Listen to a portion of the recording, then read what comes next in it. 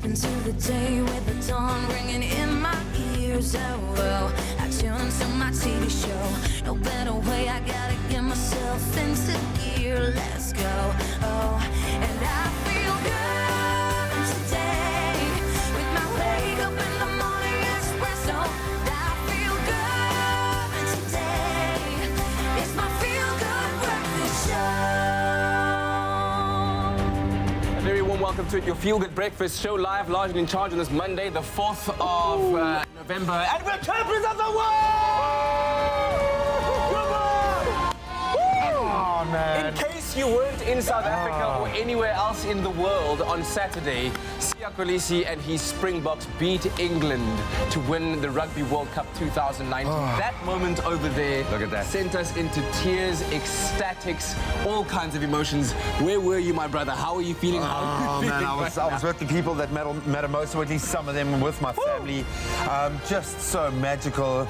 I loved how many comments of people saying, I've never seen my dad cry ever in my life. Right. And now he's crying right now. 57 million people, I think, felt it. We needed this, hey? South Africa, now, in retrospect, realizing how much South Africa just needed something positive. The way that Siya has used this opportunity.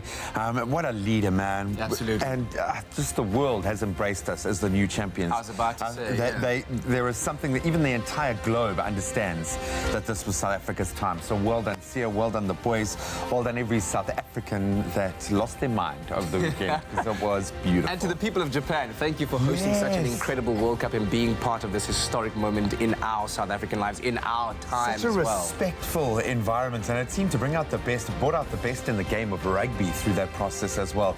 But what a fairy tale. You think of like the miracle in Brighton, us being connected to Japan, them having this amazing World Cup, us taking that mantle over by beating them in the quarters and getting to this high. What a weekend. What a time. Let's go and reconnect with other world champions. Yeah, morning, world champion.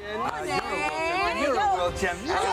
Wow. How are you ladies feeling this morning? So good. Like, so great. I can just feel it wherever you walked, even yesterday and Saturday. You could feel it, like the whole South Africa was together as like a team. It was amazing. I loved it. I had to take the pups out for a walk right at the end of the day, and there'd been revelry, and I'm like, just in my jersey, walking the dogs, and every person that saw me, who did? Yeah. Stronger together, we stood and conquered the world. Man. Absolutely, Beautiful. man. And talking about teamwork and team building, it's very essential for teamwork to encourage a healthy, positive office culture, working culture. So if you guys at home have creative ways of encouraging a healthy working environment, let us know on social media. On Instagram and Twitter, it's Expresso Show, and use the hashtag Expresso Show. Just be like the box, man. Make your team work. Whatever you do today, just celebrate. Hug someone. Just, tell them. In fact, today we should be greeting each other as just morning world champion. Good morning, world champion. World champion. Good morning, world champion. You're a world champion. Good morning, world champion.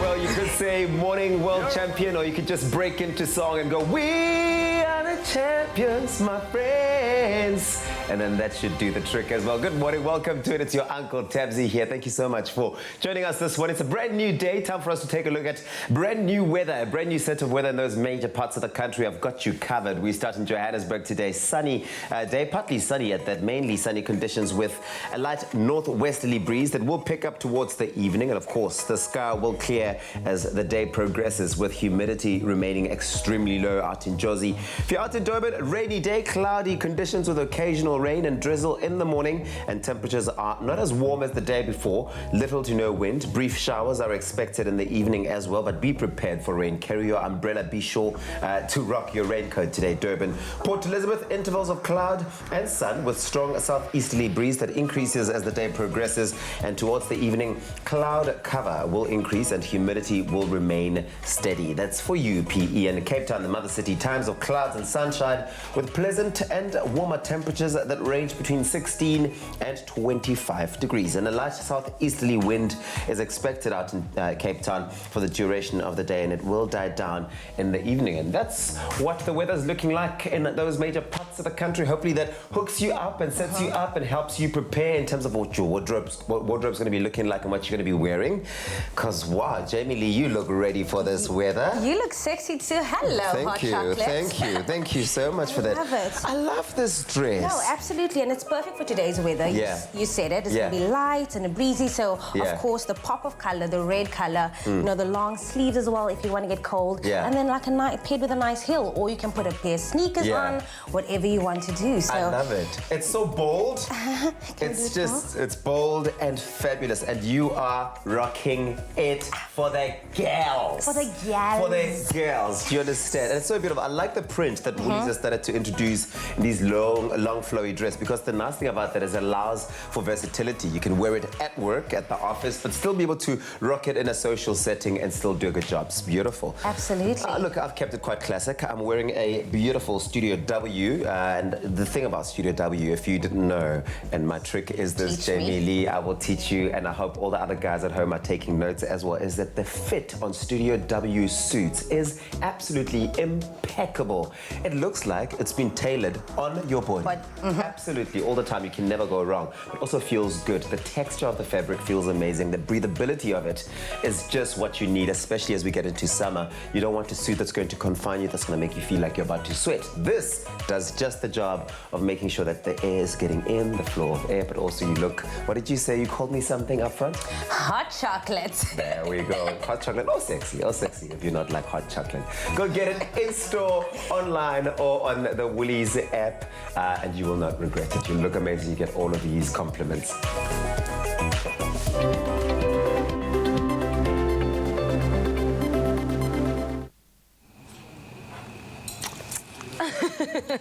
You guys are looking absolutely amazing, Thabiso and Jamie. Right now, it's about that time where we get to sit back and reflect a little bit. And today's quote comes from Eckhart Tolle. Just modern wisdom, but I think life insights that will endure forever. I absolutely love the work of Eckhart Tolle. And he puts it beautifully this morning: be aware of the present.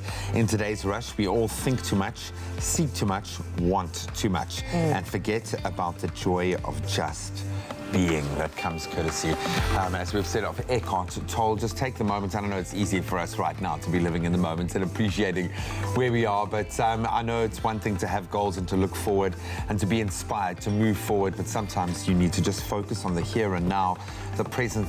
Ultimately, that's all that actually exists. Be present, be mindful of what you're doing in this space, and just harness the power of the now. So hopefully that's inspired you. I think we're all going to be harnessing the power of the now for the rest of today, for the rest of this week. I'm so proud to be a South African, and I'm sure that's going to be echoing throughout our news headlines. Certainly is throughout our sport today. So just jump on board, share that Springbok, that green and gold love, because you are a world champion. You.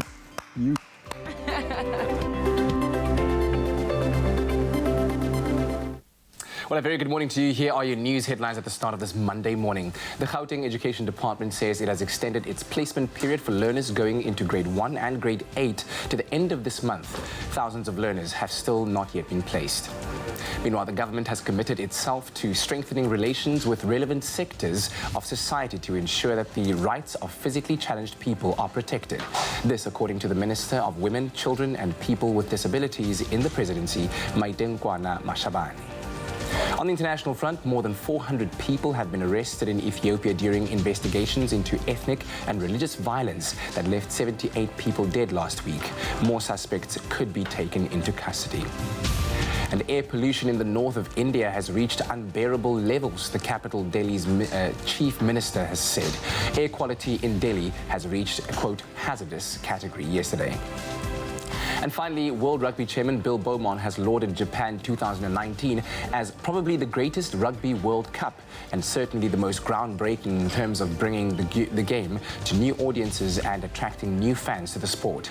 Now officials hope that a split between a World Cup in an established rugby nation and an emerging one could be repeated, with a view of taking the tournament to either the United States or Argentina for the first time. Meanwhile, statistics confirm it possibly possibly being the largest digital sports event of 2019, with more than 1.7 billion social media views, a world record TV audience, 99% stadium attendance, 1.2 million in fan zones, and a record tourism and economic impact boost of some $400 billion. Well, what an incredible time to be alive, to witness all of this and to be standing on top of the world as Rugby World Cup champions. And on that note, let's take a look at the sports headlines.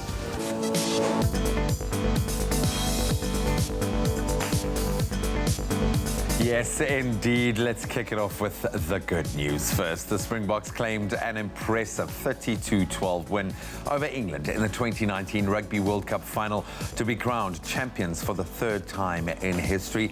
Then South Africa collected 3 top prizes at the World Rugby Awards as well. That included Peter Steph du Toit winning the men's 15s Player of the Year, World Cup winning coach Rassie Erasmus named as Coach of the Year, and South Africa was named as Team of the Year. And of course, 3-time World Cup champions as well. New Zealand put on a superb display of rugby, cruising past Wales 40-17 on Friday to finish third at the Rugby World Cup in Japan. Then on to tennis, top seed Novak Djokovic registered his 77th ATP title with a comfortable in the end 6-3, 6-4 win over Canada's Denis Shapovalov at the Paris Masters yesterday. And in motorsport, he's done it again. Lewis Hamilton became the second most successful Formula One driver of all time, clinching his 6th World Championship at the Circuit of the Americas late last night. We'll expand on all of those, including the World Cup winning performance over the first hour of the show, so stick around. Right now, let's take a look at the weather. A 0 fee account with 0 surprises. That's different. Money. Thank you very much, G-Man. Let's take a more comprehensive look at your weather across the country. But first, we take a look at your sunrise pictures, which we've asked you to send through. Thank you so much, JP Malherb, for sending in your sunrise from Robertson, where partly sunny conditions can be expected today with a light easterly breeze reaching a maximum of 30 degrees. Roxy Mays also sent us this sunrise picture from Port Elizabeth, where intervals of clouds and sunshine they can be expected with pleasant temperatures reaching a maximum of 22 degrees. How beautiful are those pictures? What a way to get into the day. You can get yours through to us on Facebook as well. Use that hashtag Expresso Show. Our page is Expresso Morning Show, SABC3. And now we start off in Polokwane with a low of 16, reaching a high of 30 today, with high humidity expected out in Mbombela, 16. That's your minimum. Your maximum temperature is 27.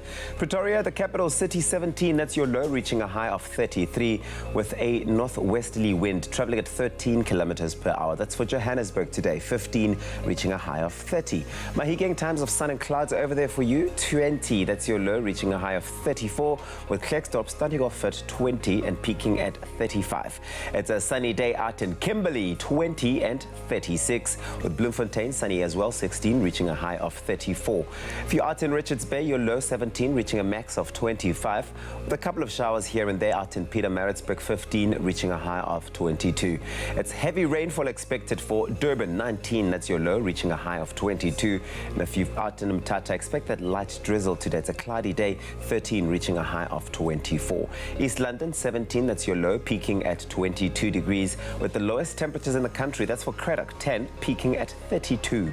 And if you're out in Port Elizabeth, I did say earlier on high humidity, 17, reaching a high of 22, with a southwesterly wind. It's going at 26 kilometers per hour. That's for you, George, 13, reaching a high of 20. Sutherland, 11, reaching a high of 29, with Cape Town starting off at 16 to peak at 26 degrees. Worcester, 15 and 32, and Springbok starts off at 11 to climb up to high temperatures of 33.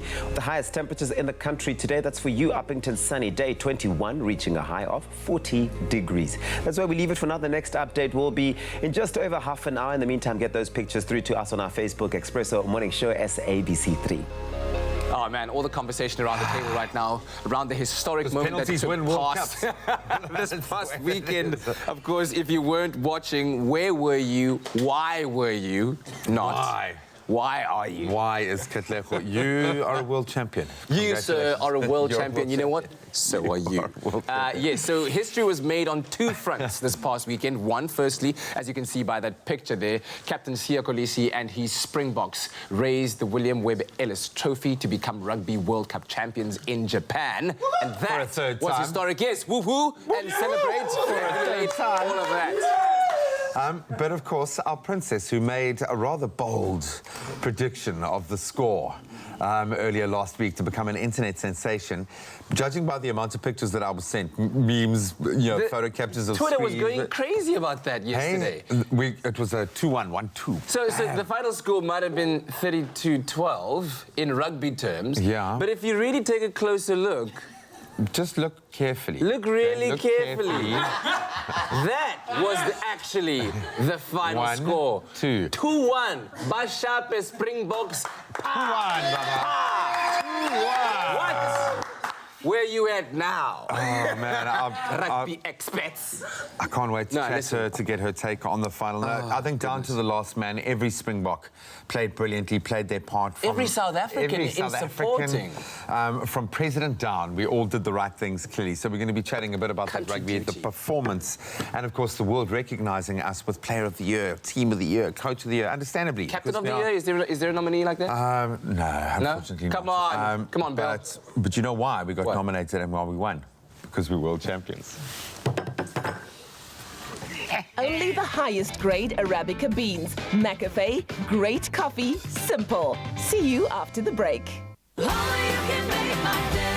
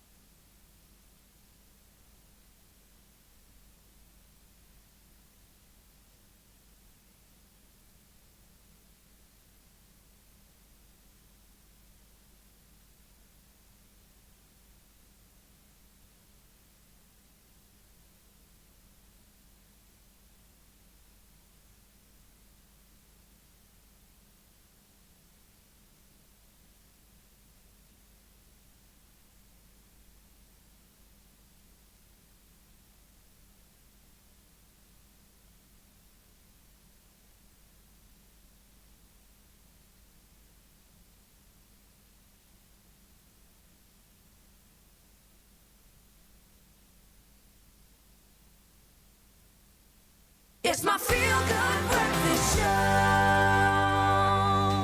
Welcome back to it. It's a Monday morning. We're live, large, and in charge. And this is your feel-good breakfast show. Ah, man, what a weekend it has been, hey? It reached an absolute climax when, after 48 matches featuring 20 world-class teams, our very own Springboks were crowned the 2019 Rugby World Cup champions after, yes, demolishing England in a fantastic final on Saturday. 2 late tries by the Bok wingers eased the nerves of more than 50 million plus South Africans supporting the team playing in Japan. 7 million didn't care, but come on. Yeah, the others knew that we had it covered. They were like the princesses.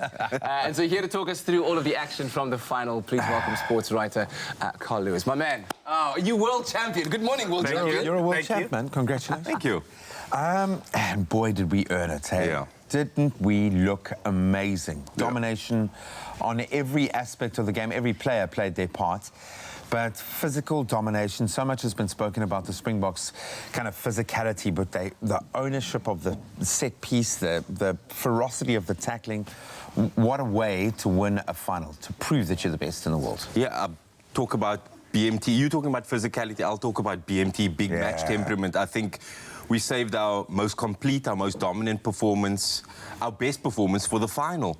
And I think that makes us deserved winners.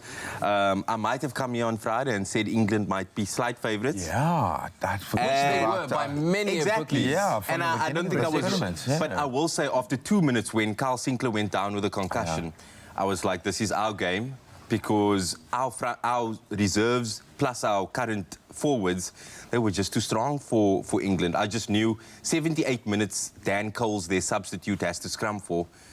I knew the game was ours thereafter. And, I mean, I don't think we put a foot wrong in that match. I mean, you talk about the physical dominance, and we can talk about from a technical aspect where just from the scrumming position, we were completely dominant over them. But for me, one of the pivotal moments in the game is when we kept them out of scoring for what seemed like an eternity, 25 phases, literally on the line, and ended up driving them back. I think, from minute 25 to minute 34, our defence was just on another level. Yeah, and I think that instilled the confidence to the box, like, like, okay, this is actually our day. Yeah. Because I think that was the best that England gave.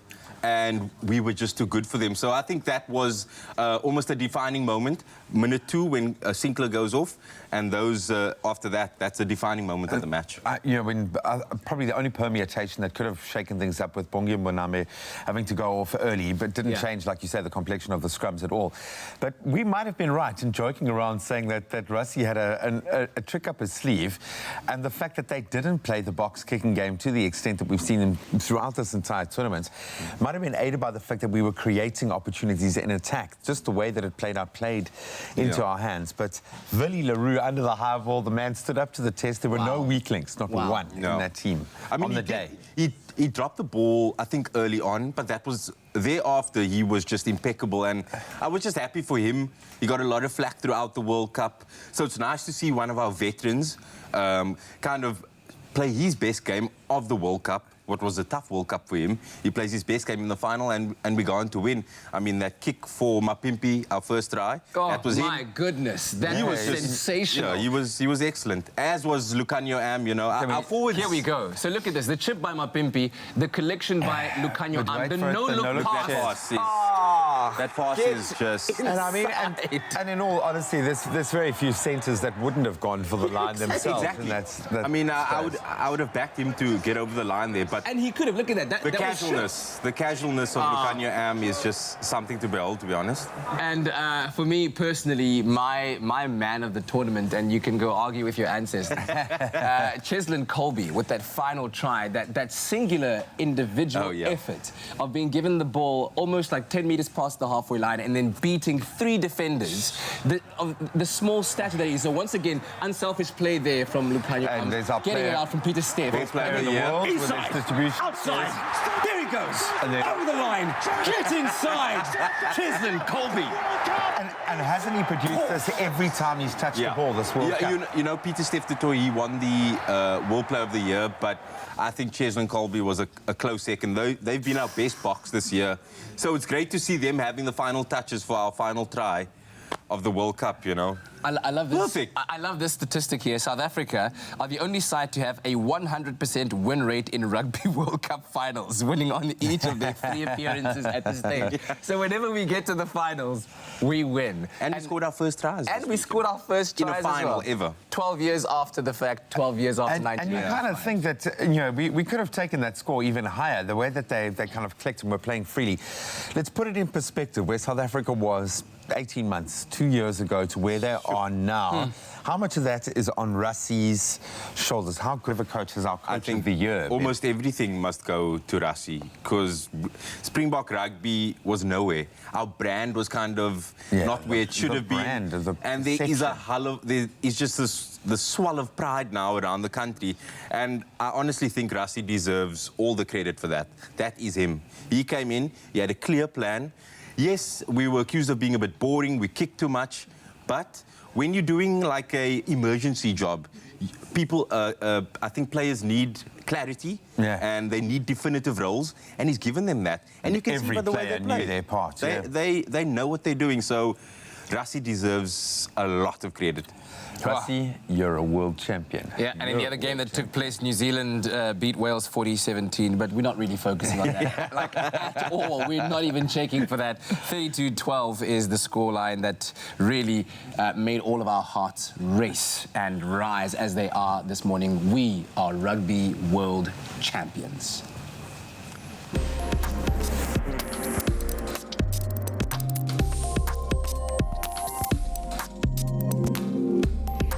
We are winning indeed in sport, in everything, and you can win as well, because we are officially down to our last 2 prizes in our Dion Wired Pick-up Boxini. Is it Pick-up? I am trying there. Competition. I'm a Pick-up Boxini. There you go. And they could be yours. We have the stylish Super Smeg Toaster and Kettle combo, and the Epson printer and Samsung Tablet Biz bundle left in the boxes. Now, while you may think that the printers aren't the most exciting pieces of the tech, Believe me when I say that not all printers are created equally, because the Epson EcoTank is something to behold. And here to tell us all about it is our favorite friend in tech, Brian Smith. Hello. Thanks very much. Good morning. Brian, Morning. so good to see you. So you've got this Epson EcoTank, which comes with 3 years worth of ink, which is a lot of ink to get through. But of course, it promises to also print 14,000 or up to 14,000 pages. Is this true or false? Is it a lie? Is it a dream? It's true. This is the next level printer. Wow. So it's pretty exciting if you consider that most of us are used to buying a printer, then every couple of months having to go out and buy cartridges, which are now ridiculously expensive. It's a huge cost to maintain. And the EcoTank printer actually has an entirely different system, which is really innovative and essentially can save you money in the long run. So instead of having to install cartridges, you essentially can buy refills directly, and then through a sprout mechanism, you can actually just refill whichever ink level you need to top up or replace. Wow. So not only do you get the ink cartridges, well, what would be the ink cartridges, the ink canisters full at the start of the product, so you'll have those 14,000 pages. You can then just top up when you need to. So there's no need to go and buy cartridges which are environmentally hazardous, and you get all the benefits straight up. Wow. Absolutely. Impressive. Super cool. But now, what is the difference between a standard cartridge printer and an ink printer like this? Would I notice a difference in quality? Like, what is the main difference? You actually would. So if you consider with a conventional printer, when you need to replace cartridges, you actually need to realign the print head every time, which is when you need to go and print out that calibration page. You're wasting ink, you're wasting time. And often what can happen is if your cartridges aren't properly aligned or installed, you can get ink bleed. So what will happen is that your pages won't print with the accuracy that you might have on the screen. Yeah. So with this system, essentially the print head itself is permanent, so there's no need to readjust it. Yeah. So you get sort of that fidelity each time you print. Yeah. So not only are you saving money, you're not having to buy cartridges which are environmentally hazardous. Yeah. You actually just can fill up when you need to, and then there's no need to align or readjust it over time. I think for a printer of today, and for all of us, we expect so much to get so much more out of it. We want any device we buy to have more than one function. And the next question then is, does this printer also scan? Does it, okay, I want to use the word fax, but I also don't want to use it, but people still do fax. Does it scan, fax, and copy, and do all of the other things? It does indeed. So it comes with that entire set of features, which I think most people, especially if you're running an office on the go, maybe if you're a student, you definitely need. There are also some additional features which are really cool. So there is, of course, Wi-Fi connectivity, but not only can you set this up to print wirelessly from your smartphone or tablet, for example, but you can also, well, you can also set this up to print media directly from Facebook, for example. So there's a unique inbuilt setting, which is, so if you want to print photos or media directly from your Facebook page or account, you can directly send it to the printer, so there's no need for a USB cable.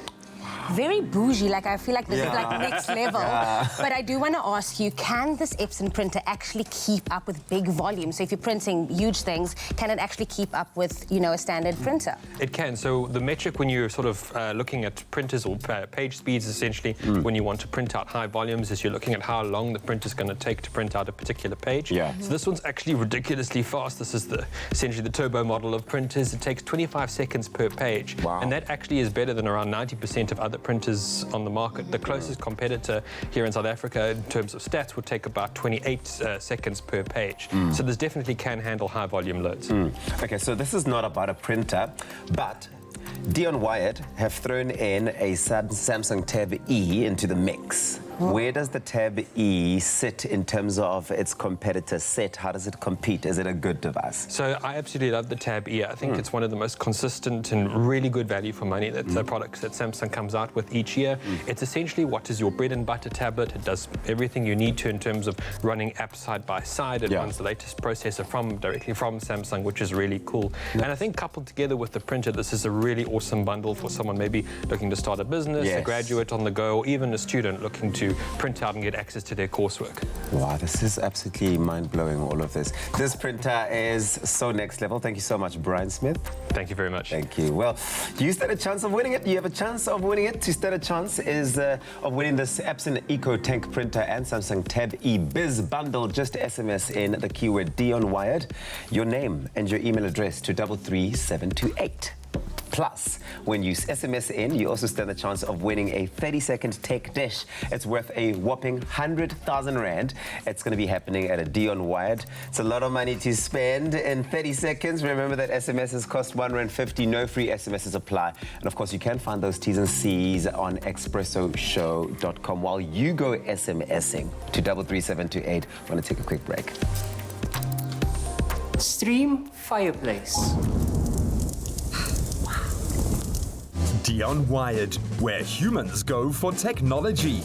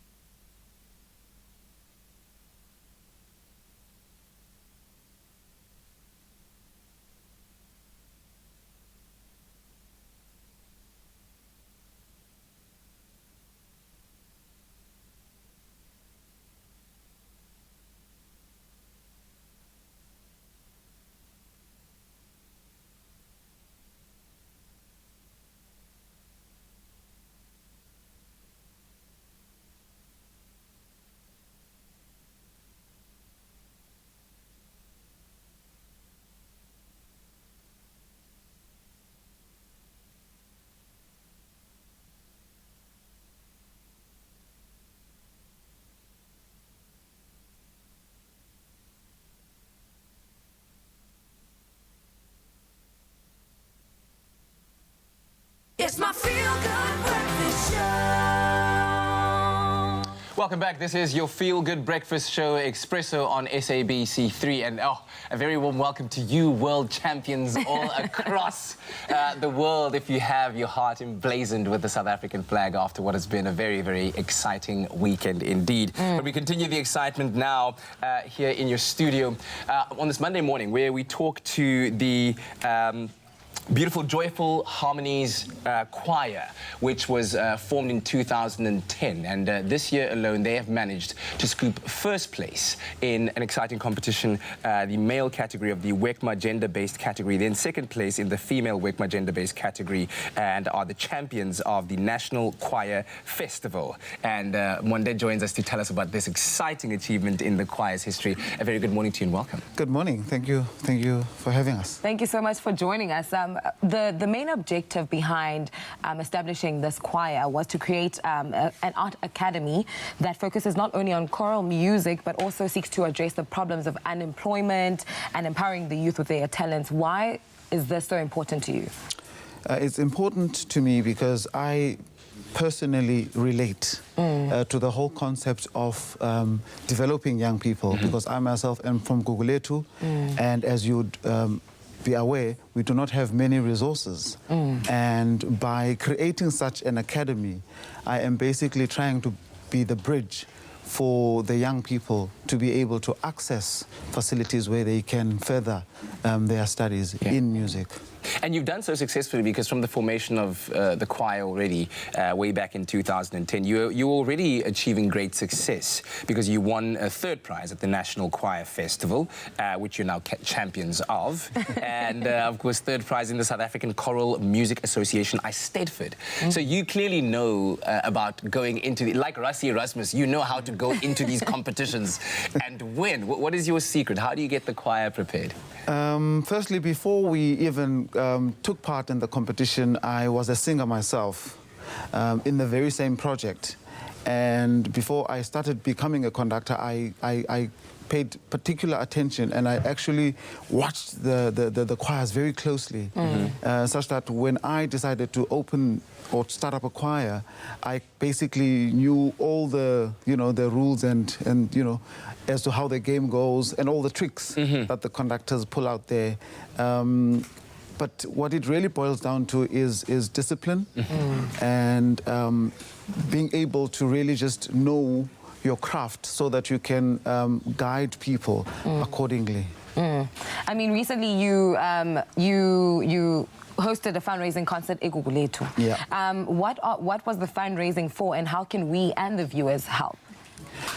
Next year, we are going to be celebrating our 10th year anniversary. Oh, wow. And so basically everything that we've been doing this year is a build-up towards that. On the 8th of December, we are going to be having a Christmas concert, also in Gugulethu. So all these are ways in which we try and raise funds, not only just for the anniversary itself, but also to see how we can reach out to our communities and see how we can be of assistance. Yeah, and I mean, the whole choral scene has grown quite significantly over the past couple of years. I mean, there's international competitions now that are raising the platform of choristers. What can we expect from the Joyous Harmonies Choir in the near future? Are you going to be maybe launching yourselves into that sphere? Yes, absolutely. That is definitely on the pipeline. We feel that we have done quite a bit here in South Africa, and we have our eyes set on the international stages now. And so this is exactly what we love to be a part of. Thank you very much for joining us this morning, Monday, and we're looking forward to the music that's going to kickstart our Monday into a beautiful harmony. Absolutely. It sounds fantastic when Bob Marley sings the "We must get up, stand up for our rights." A little more difficult is understanding what those rights are and how to stand up for them. Into this week's Mandela Monday Heroes, the Justice Desk, who specialise in the what, why and how of defending and insisting on our human rights.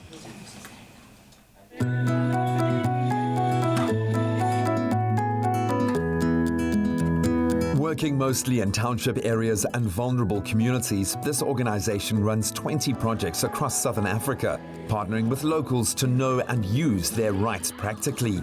The Justice Desk is a human rights organization that operates in South Africa, Zambia and Zimbabwe. So we focus on empowering everyday people to be human rights activists and change makers. We believe that the true experts in a community as to what their issues are, but also how to solve those issues, are community members themselves. But because of things like injustice, poverty, inequality, we don't always have the same access to knowledge, skills, tools, resources. So that's where we come in. We come in and we want to train and equip and empower you to lead your own change. Worked in NGOs where the approach has been very dogmatic. It's things that we've done all over and over again, whereas the approach that the Justice Desk has focuses on something that people don't often think about, which is human rights, and realizing that there's so many things that affect just one right, let alone all 30 of them. So if you are able to change certain things of just one specific right, already you've made an impact. The Justice Desk isn't just about sitting in some fancy office. It goes specifically to where people are facing these challenges. And when you go out into the communities where people face these daily challenges, you find homelessness. You also find a lot of gang violence. We were holding a march against gang violence, and as we were holding this march, you could still hear gunshots in the background. You think you only hear a gunshot once or twice a year. Somebody hears that gunshot every few hours. At the Justice Desk, we have a firm rule. It's never go into a community assuming you know what it's like, assuming you know what it needs, or assuming that you are a savior. We are not saviors in this organization. We are partners. We are partners to our heroes. We are partners to the individuals we work with. And we learn just as much from them as they do from us. And we don't take that for granted. I think other challenges is that people in our communities have been exploited for such a long time that they often find it hard to trust NGOs. They find it hard to trust anyone, really.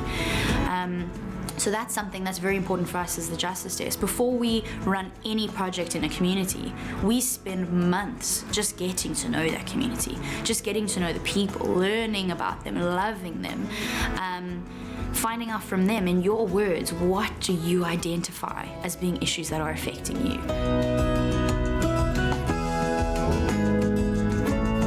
In 6 years, the Justice Desk have been there to assist 150,000 people in changing their lives by asserting rights which many didn't even know they had.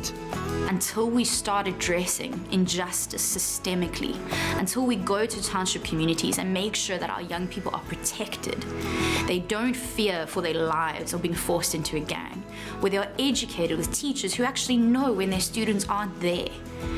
When if a parent unfortunately passes away, the rest of the community is there to support and raise that child and protect that child. When we have communities that are loving, supportive spaces where a child can actually dream and have a chance of being what he dreams to be, then maybe we have scratched the surface of what we have to do as a country. Well, the feel-good factor here on your feel-good breakfast show is rising all the way to the top on this beautiful Monday. Thank you so much for choosing to wake up with us. When you see this chef Aliate, you know what's about to happen. A spread of ingredients powered by our Be Well, you know we're about to take you traveling somewhere. And this morning, we're making a very delicious Mediterranean polenta inspired dish that you are absolutely going to love. So we'll see you after this.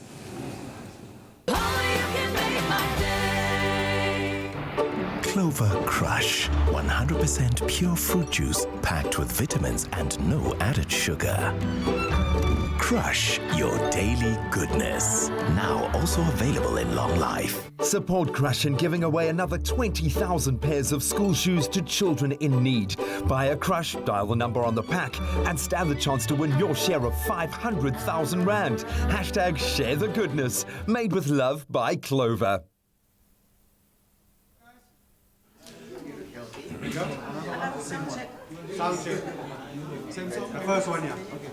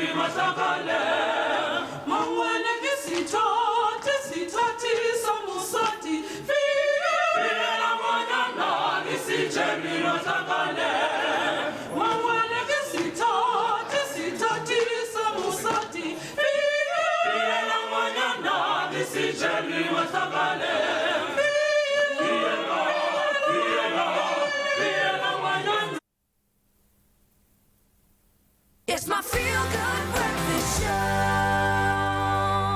Welcome back, you world champions. Welcome to it. It's your feel-good kickstart to a brand new week as the champions of the rugby world. So after a hard-fought Rugby World Cup campaign and a very strategic one at that, the Springboks were crowned the 2019 champions, winning that cup for a third time in history. Celebrations obviously started on the pitch straight after our talismanic captain, Khaleesi, lifted aloft the Webb Ellis trophy, but the celebrations continued. I would imagine they are still continuing, to be honest, but that locker room looked like the place to be. In fact, so much so that even royalty stepped in. Carl Lewis, you world champion, this obviously the victory 32-12 kind of showed just how much of a dominance. You don't normally see a scoreline like that in a final, so you expected celebrations. Did we expect Faf de Klerk, who's been a talking point throughout, to literally disrobe and enjoy it? But kudos to Prince Harry for stepping into the space as well, man. Faf de Klerk is my spirit animal for greeting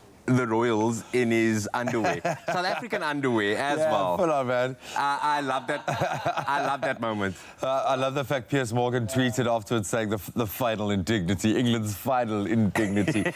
But they certainly earned it, and I think that's the joy of a World Cup like this. And I think, again, kudos to Japan for hosting something that really united the world, brought everyone to a level space, but it just kind of brings everyone down to a human level. And you kind of felt that the world was celebrating this win as much as we were. Agreed. I mean, you look at the international pieces on The Guardian, The Telegraph, English papers.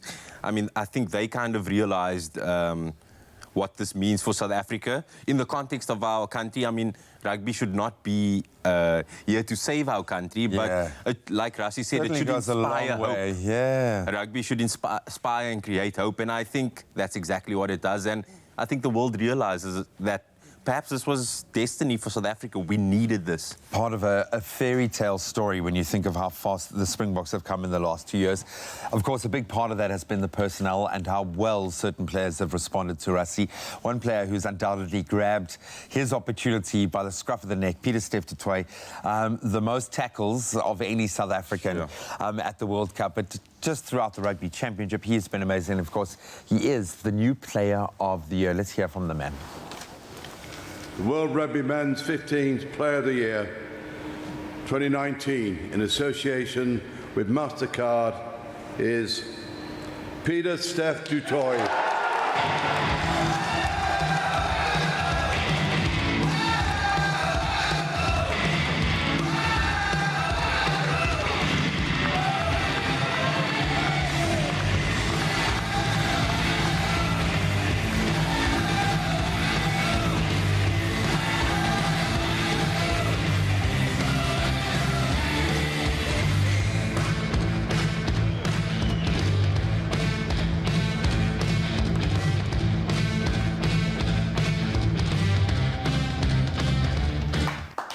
Yes, man.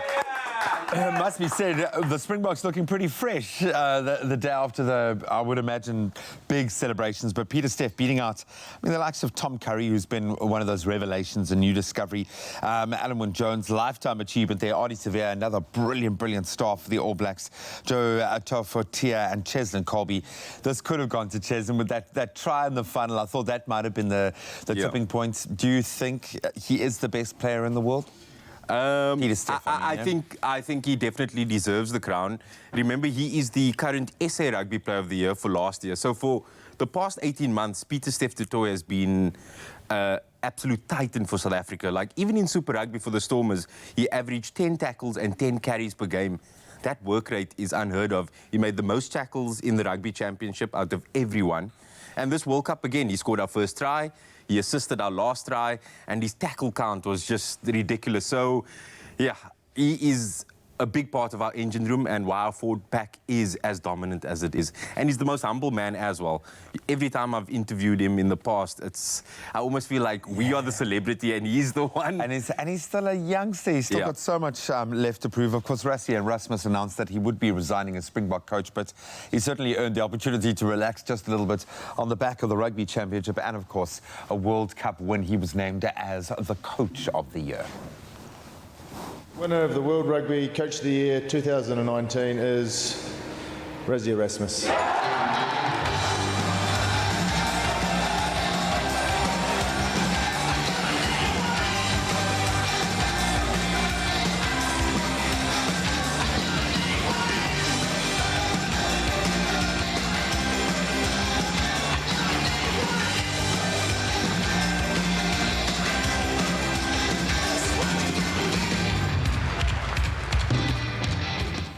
Shame, poor Richie. He's had a tough draw this World Cup. But to put it in perspective, the Rugby Championship is massive. Getting the double is massive. Getting a third World Cup for the Springboks is massive. But I think most importantly, sticking to your guns and proving yourself to be a tactical mastermind, which he did, not just in this World Cup, but from the beginning of the transformation, inspiring and enabling Sia to be the captain that he was. He is the best coach of the year, undoubtedly. No. Yeah, like you said, from where we came and from where we are now, he deserves all the plaudits. And yeah, and I think we should be grateful that, yes, he's resigned from the head coach but he's still the director of rugby. So fans, don't worry. He will still have a major influence on our rugby. And I think this just proves that he needs to be influencing our rugby because he's a big picture thinker. You know, he's not, I think he's process driven. He thinks about the long term. He's not about short term results. And that's the type of person I believe. He will have a succession plan, which wasn't necessarily the case when he came into power. In his post match press conference, he was already talking about the Lion series, how they need to prepare for that. And I'm like, just enjoy the moment, Rassie. And enjoy the moment, Siyamthanda. What an absolute champion. The fact that he used that opportunity to be the captain, to marshal the entire South Africa behind this win. You almost want to say this has been a PR exercise par excellence as well. The way the brand has been managed, everything could not have gone better for the Springboks. But we say that, yes, but if we had lost it, I think the amount of pressure on Sia, obviously because he's carrying so much hope in terms of this country, there's a lot of pressure on him, and for him and his team to deliver that on Saturday, all the credit to Rassie and Sia. Congratulations on keeping your team focused, because I mean there was a lot of pressure. South Africa was truly behind them, and we wanted them to kind of be our good news story of 2019, and they did it. And yeah, kudos to the leadership. Yeah, they did it in style, and they did it down to the last man. Every single player, whether they were on the bench in the squad, even those that flew home early and flew back to help to inspire the troops, every player, every man in that and woman in that management team played their part. And of course, every one of us sitting at home nervously chewing our fingernails. What a beautiful way to see South Africa, I think, finally just get something positive to grasp onto, and hopefully you are feeling that this morning. So can we get one last resounding cheer for the Springboks? You're a world champion. Well, from all of that sporting excitement as champions, we know that we're not just champions, we're also approaching a very exciting season, summer. We're moving away from the heavy, rich food synonymous with winter, and we start eating lighter again. And today, we're taking you on a trip to the Mediterranean. Bring your passports, bring your visas, as we create a dish inspired by the region. Creamy polenta, rosemary roasted tomatoes, crispy angel fish, and of course, all the goodness of Be Well flavored canola oils. Chef Teresa Alyate is in control this morning, taking us on this Mediterranean voyage. Let's get busy, Teresa. What have you got here for us? This is an amazing main meal. It's not that easy, not that difficult to put together, sorry. But yeah, I'm going to show you all the steps. So okay, cool. It's a lot going on. There's a lot. You need to pay attention. There's a lot of flavor. It's going to be absolutely delicious. Nice. Right, so we've got the Be Well garlic flavored oil. Canola. Okay, so we're making use of that Be Well canola oil. Be Well is obviously rich in vitamin E and omega-3s. It helps lower the risk of heart disease, depression, and arthritis. And of course, their flavored canola oil, the Be Well flavored canola oil, they are affordable. They're available in cheeky chili, zesty lemon, and simply garlic flavors, which is fantastic. It allows you to bring in whatever type of flavor you're looking to bring through in your meal and your dish. Especially when we make something like this that is so flavorful, you want the support of your canola oil. That's right. So I've added some butter, and now we're going to add our polenta. Okay, so just add that in slowly, give it a good whisk, and let that butter all incorporate into the polenta. I looked at the finished product of the polenta, and it looked like pap a bit. What exactly is polenta? So it's cornmeal. Oh, okay. But it's similar to pap. It sort of has that look. Yeah. Right, so the whisk is your friend. Okay. So I'm going to add some chicken stock. Ooh, nice. I'm just going to add it gradually because you don't want lumps in your polenta. Okay, so you want to get it as smoothly textured as possible. That's it, yeah. So add your chicken stock. That's going to add some beautiful flavor as well. Nice. And then we're going to add some milk. What's that for? Which is also going to just add creaminess and a little bit of flavor. Okay. And again, just go slowly. Yeah. Get it all whisked in.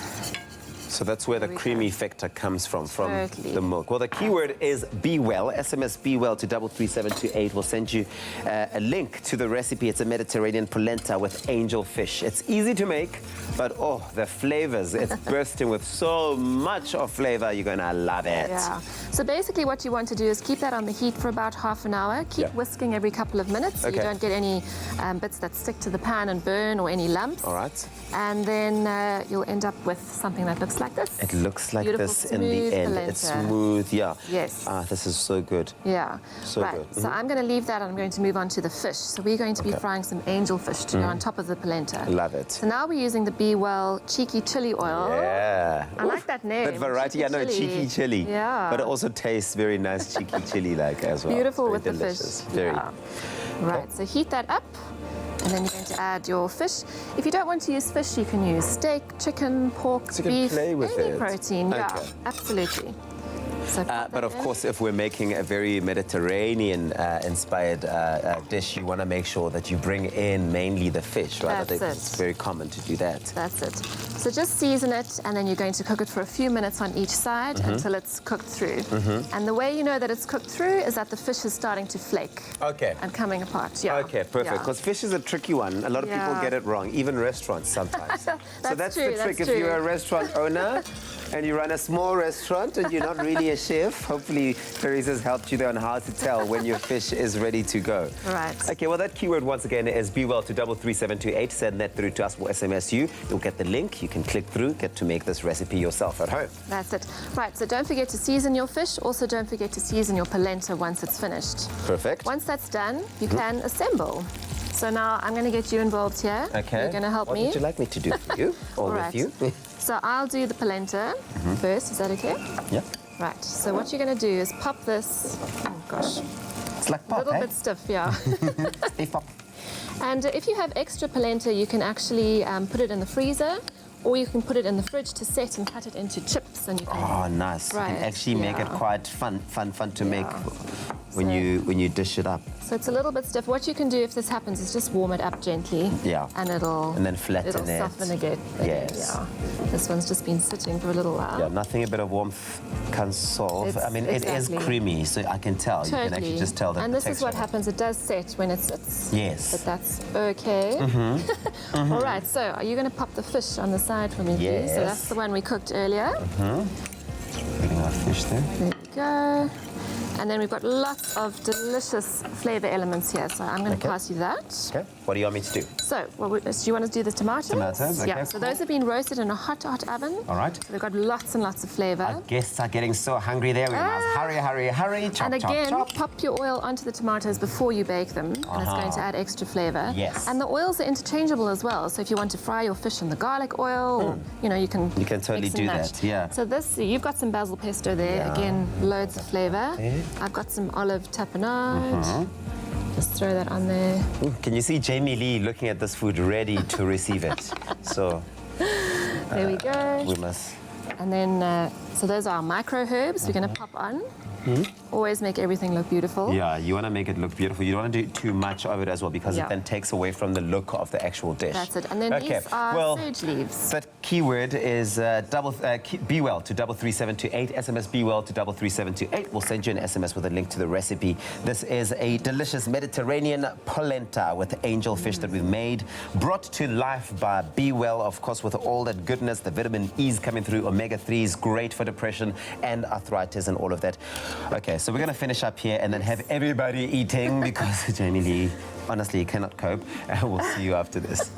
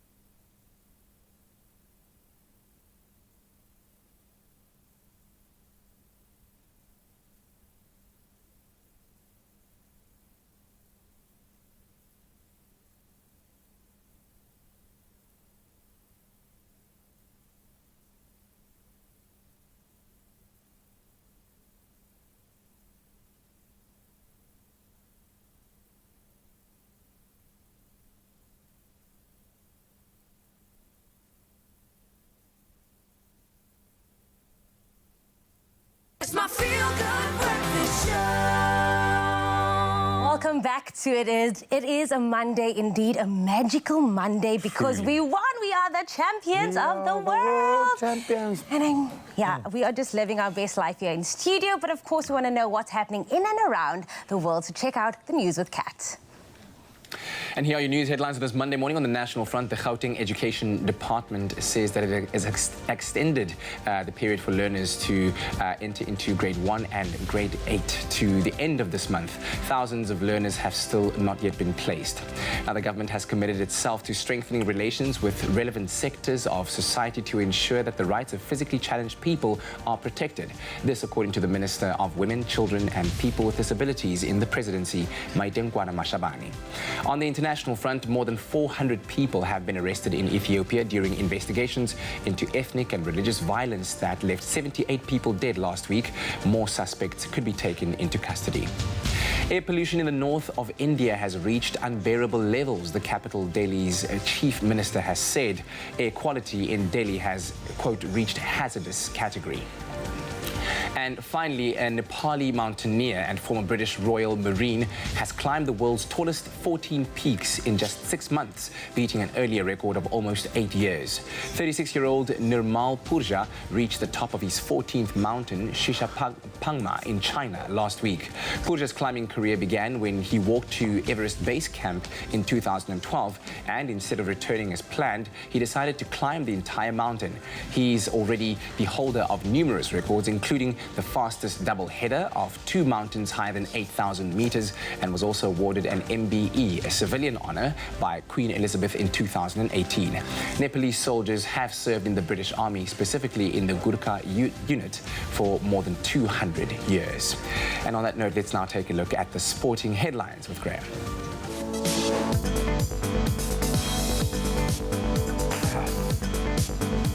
The biggest news this weekend, obviously, the Springboks claiming an impressive 32-12 win over England in the 2019 Rugby World Cup final to be crowned champions for the 3rd time in history. So South Africa collected 3 top prizes to boot at the World Rugby Awards yesterday. That included Peter Steph Tutoy winning the men's 15s Player of the Year, World Cup winning coach Rassie Erasmus named Coach of the Year, and South Africa was named Team of the Year. And of course, 3-time World Cup champions New Zealand put on a superb display of rugby, cruising past Wales 40-17 on Friday to finish 3rd at the Rugby World Cup in Japan.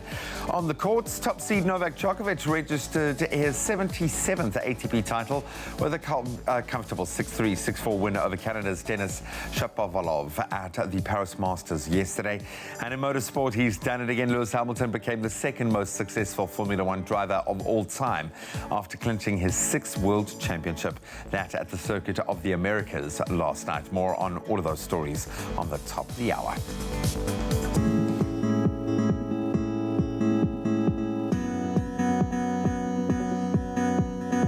So much, Graham, for that. And now let's look at the traffic in KwaZulu-Natal, Durban on the M25 Commercial Highway. There's been an accident between Bridge City and Duffs Road. Heavy delays can be expected. Please be patient on the road this morning.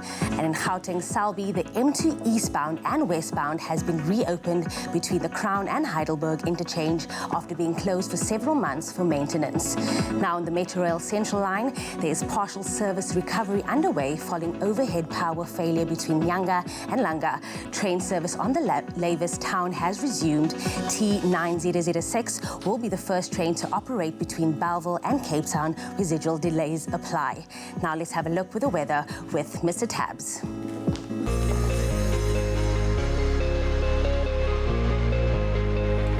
Well, here's Mr. Tabs with that look at your weather. But first, we take a look at those sunrise pictures. Thank you so much, Louise J. Sherry, for sending us your sunrise picture from Blue Hills out in Midrand. Mainly sunny conditions over there for you. You can expect that with a light northwesterly breeze, reaching a max of 30 degrees. And Nkazimulo Nikani, thank you so much for this amazing sunrise picture from Khayelitsha in the Western Cape, where times of sun and clouds can be expected with increasing cloud cover towards the evening, and it will be reaching a maximum of 28 degrees. Those are such stunning pictures, but you can join in all the fun by getting your pictures through to us on our Facebook page, Expresso Morning Show, SABC3. And now we take a look at those temperatures across the country. Starting off in Bulukwane, 16, that's your low, reaching a high of 30. With high humidity out in Mbombela, times of sun and clouds, 16, that's your low, reaching a high of 27. If you're in the capital city, Pretoria, 17, that's your low, reaching a high of 33. With a northwesterly wind traveling at 13 kilometers per hour. That's for you, Johannesburg. It's 15 and 30, your temperatures. Mahikeng, 20, that's your low, reaching a max of 34. If you're out in Klerksdorp, it's a low of 20, reaching a high of 35. Sunny day out in Kimberley, 20, that's your minimum, and a maximum of 36. With Bloemfontein starting off at 16, reaching a high of 34. Richards Bay, 17, minimum, and a maximum of 25. With a couple of showers expected out in Pietermaritzburg, 15, that's your low, reaching a high of 22. Heavy rainfall out in Durban, 19 and 22. with a light drizzle for Umtata. 13, that's your low, reaching a high of 24. East London, 17 and a max of 22, with the lowest temperatures in the country. That's for Craddock, 10, that's your minimum, and your maximum 32. High humidity for Port Elizabeth today, 17, reaching a high of 22, with a southeasterly wind traveling at 26 kilometers per hour. For George, 13, that's your low, reaching a high of 20, with Sutherland starting off at 11 to peak at 29 degrees. The mother city, Cape Town, 16, reaching a high of 26. Worcester, sun and clouds for you today, 15, reaching a high of 32, with Springbok starting off at 11, reaching a maximum of 33. And if you're out in Uppington, lastly, you can expect that highest temperatures in the country coming through your way. A sunny day, 21, that's your low, reaching a high of 40. And that's where we leave it for now. No matter what the weather's looking like in your part of the country, we are champions. Make it a feel-good type of day. Happy birthday, a very happy birthday to you. Yes, it's your birthday. We the champions. You the champion.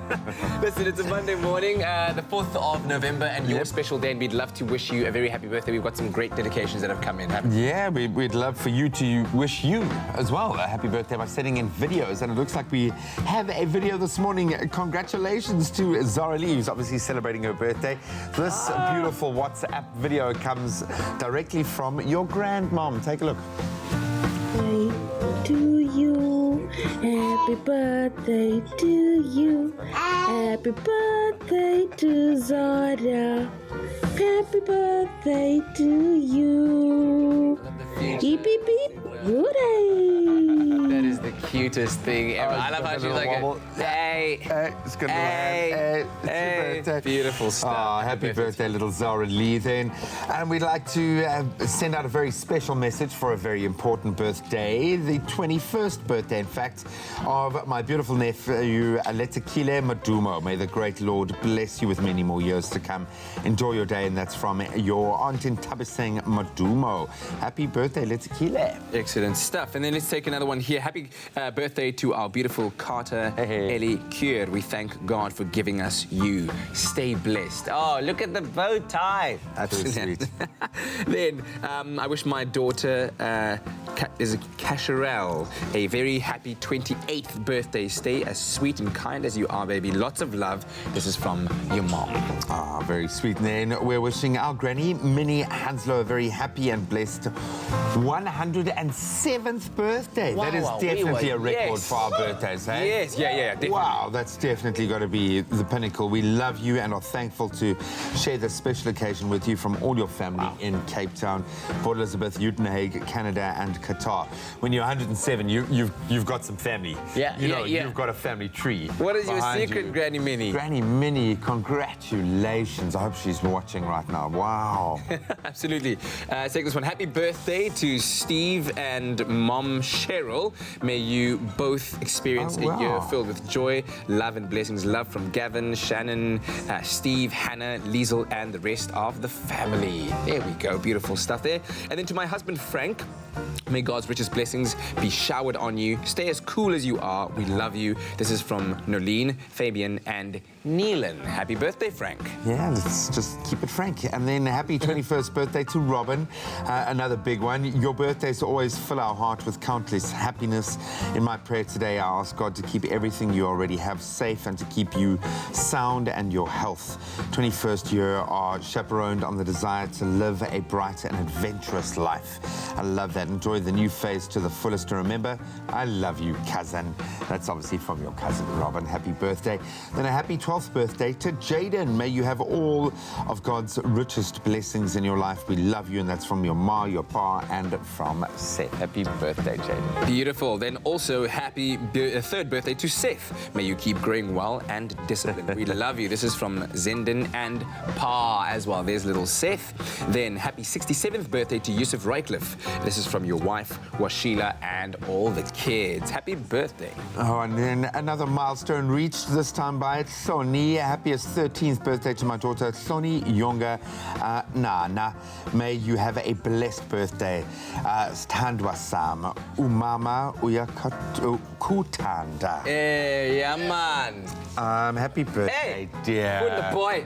Enjoy it. And Love then it. our last birthday. Happy 27th birthday to my handsome brother, Kwasim, today from your sister, Fatima. Happy birthday, big guy. Well done to everyone celebrating your birthday. What a weekend to be celebrating your birthday after, so congratulations. And thank you for that wonderful video. Please keep them coming through WhatsApp on 071-640-6551. Send us those video messages. And then also, if you have a birthday dedication to give someone, birthdays at cardova.tv. And if it is your special day today, happy birthday.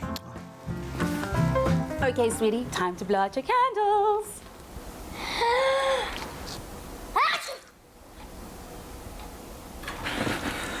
Don't ruin the moment. Prevent allergies or cold and flu with fast-acting powder nasal spray from the Nexa range. Nexa, brought to you by Pharmadynamics. It's an absolutely joyous day in studio today, the past weekend, and of course going into the week as we are world champions, everybody. Oh, yes. And speaking about everything joyous, we are joined in studio by joyous Harmonies, who's going to give us a performance, that's going to lift our spirit and maintain the spirit of championship. They are here to perform their song titled Fiela Ngwanyana.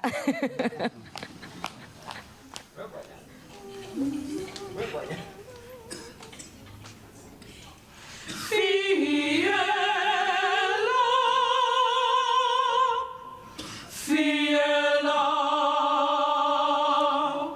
Fiela Ngwanyana, nisijali matakane. Fiela, Fiela, Fiela Ngwanyana, Fiela Ngwanyana, nisijali matakane. Mangwana kisitoti samusoti. Fiela Ngwanyana, kisicheri matakane. Mangwana kisitoti samusoti. Fiela Ngwanyana, kisicheri matakane. Fiela, Fiela, Fiela Ngwanyana. Fiela Ngwanyana, kisicheri matakane. Fiela, Fiela, Fiela Ngwanyana. Fiela Ngwanyana, kisicheri matakane. Mangwana kisitoti samusoti. Fiela Ngwanyana, kisicheri matakane. Mangwana kisitoti samusoti. Fiela Ngwanyana, kisicheri matakane. Fiela, Fiela, Fiela Ngwanyana. Fiela Ngwanyana, kisicheri matakane. Fiela, Fiela, Fiela Ngwanyana. Fiela Ngwanyana, kisicheri matakane. Mangwana chobolo ya Haruna. Fiela Ngwanyana, kisicheri matakane. Mangwana chobolo ya Haruna. Fiela Ngwanyana, kisicheri matakane. Fiela, Fiela, Fiela Ngwanyana. Fiela Ngwanyana, kisicheri matakane. Fiela, Fiela, Fiela Ngwanyana. Fiela Ngwanyana, kisicheri matakane. Mangwana chobolo ya Haruna. Fiela Ngwanyana, kisicheri matakane. Mangwana chobolo ya Haruna. Fiela Ngwanyana, kisicheri matakane. Fiela,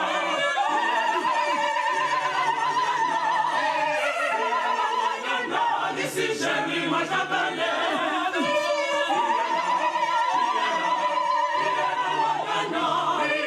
Fiela Ngwanyana, kisicheri matakane.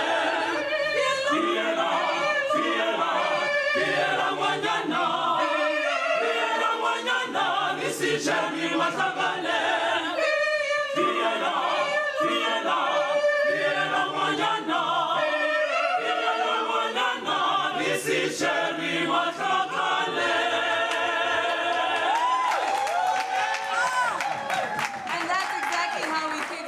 week, everybody, with joyful harmonies. If you've just joined us, make sure to catch them a little later on the show. After the break, though, it's the Monday edition of the Culinary Hotline Bling. Sing, sing, sing! Oh, you can make my day.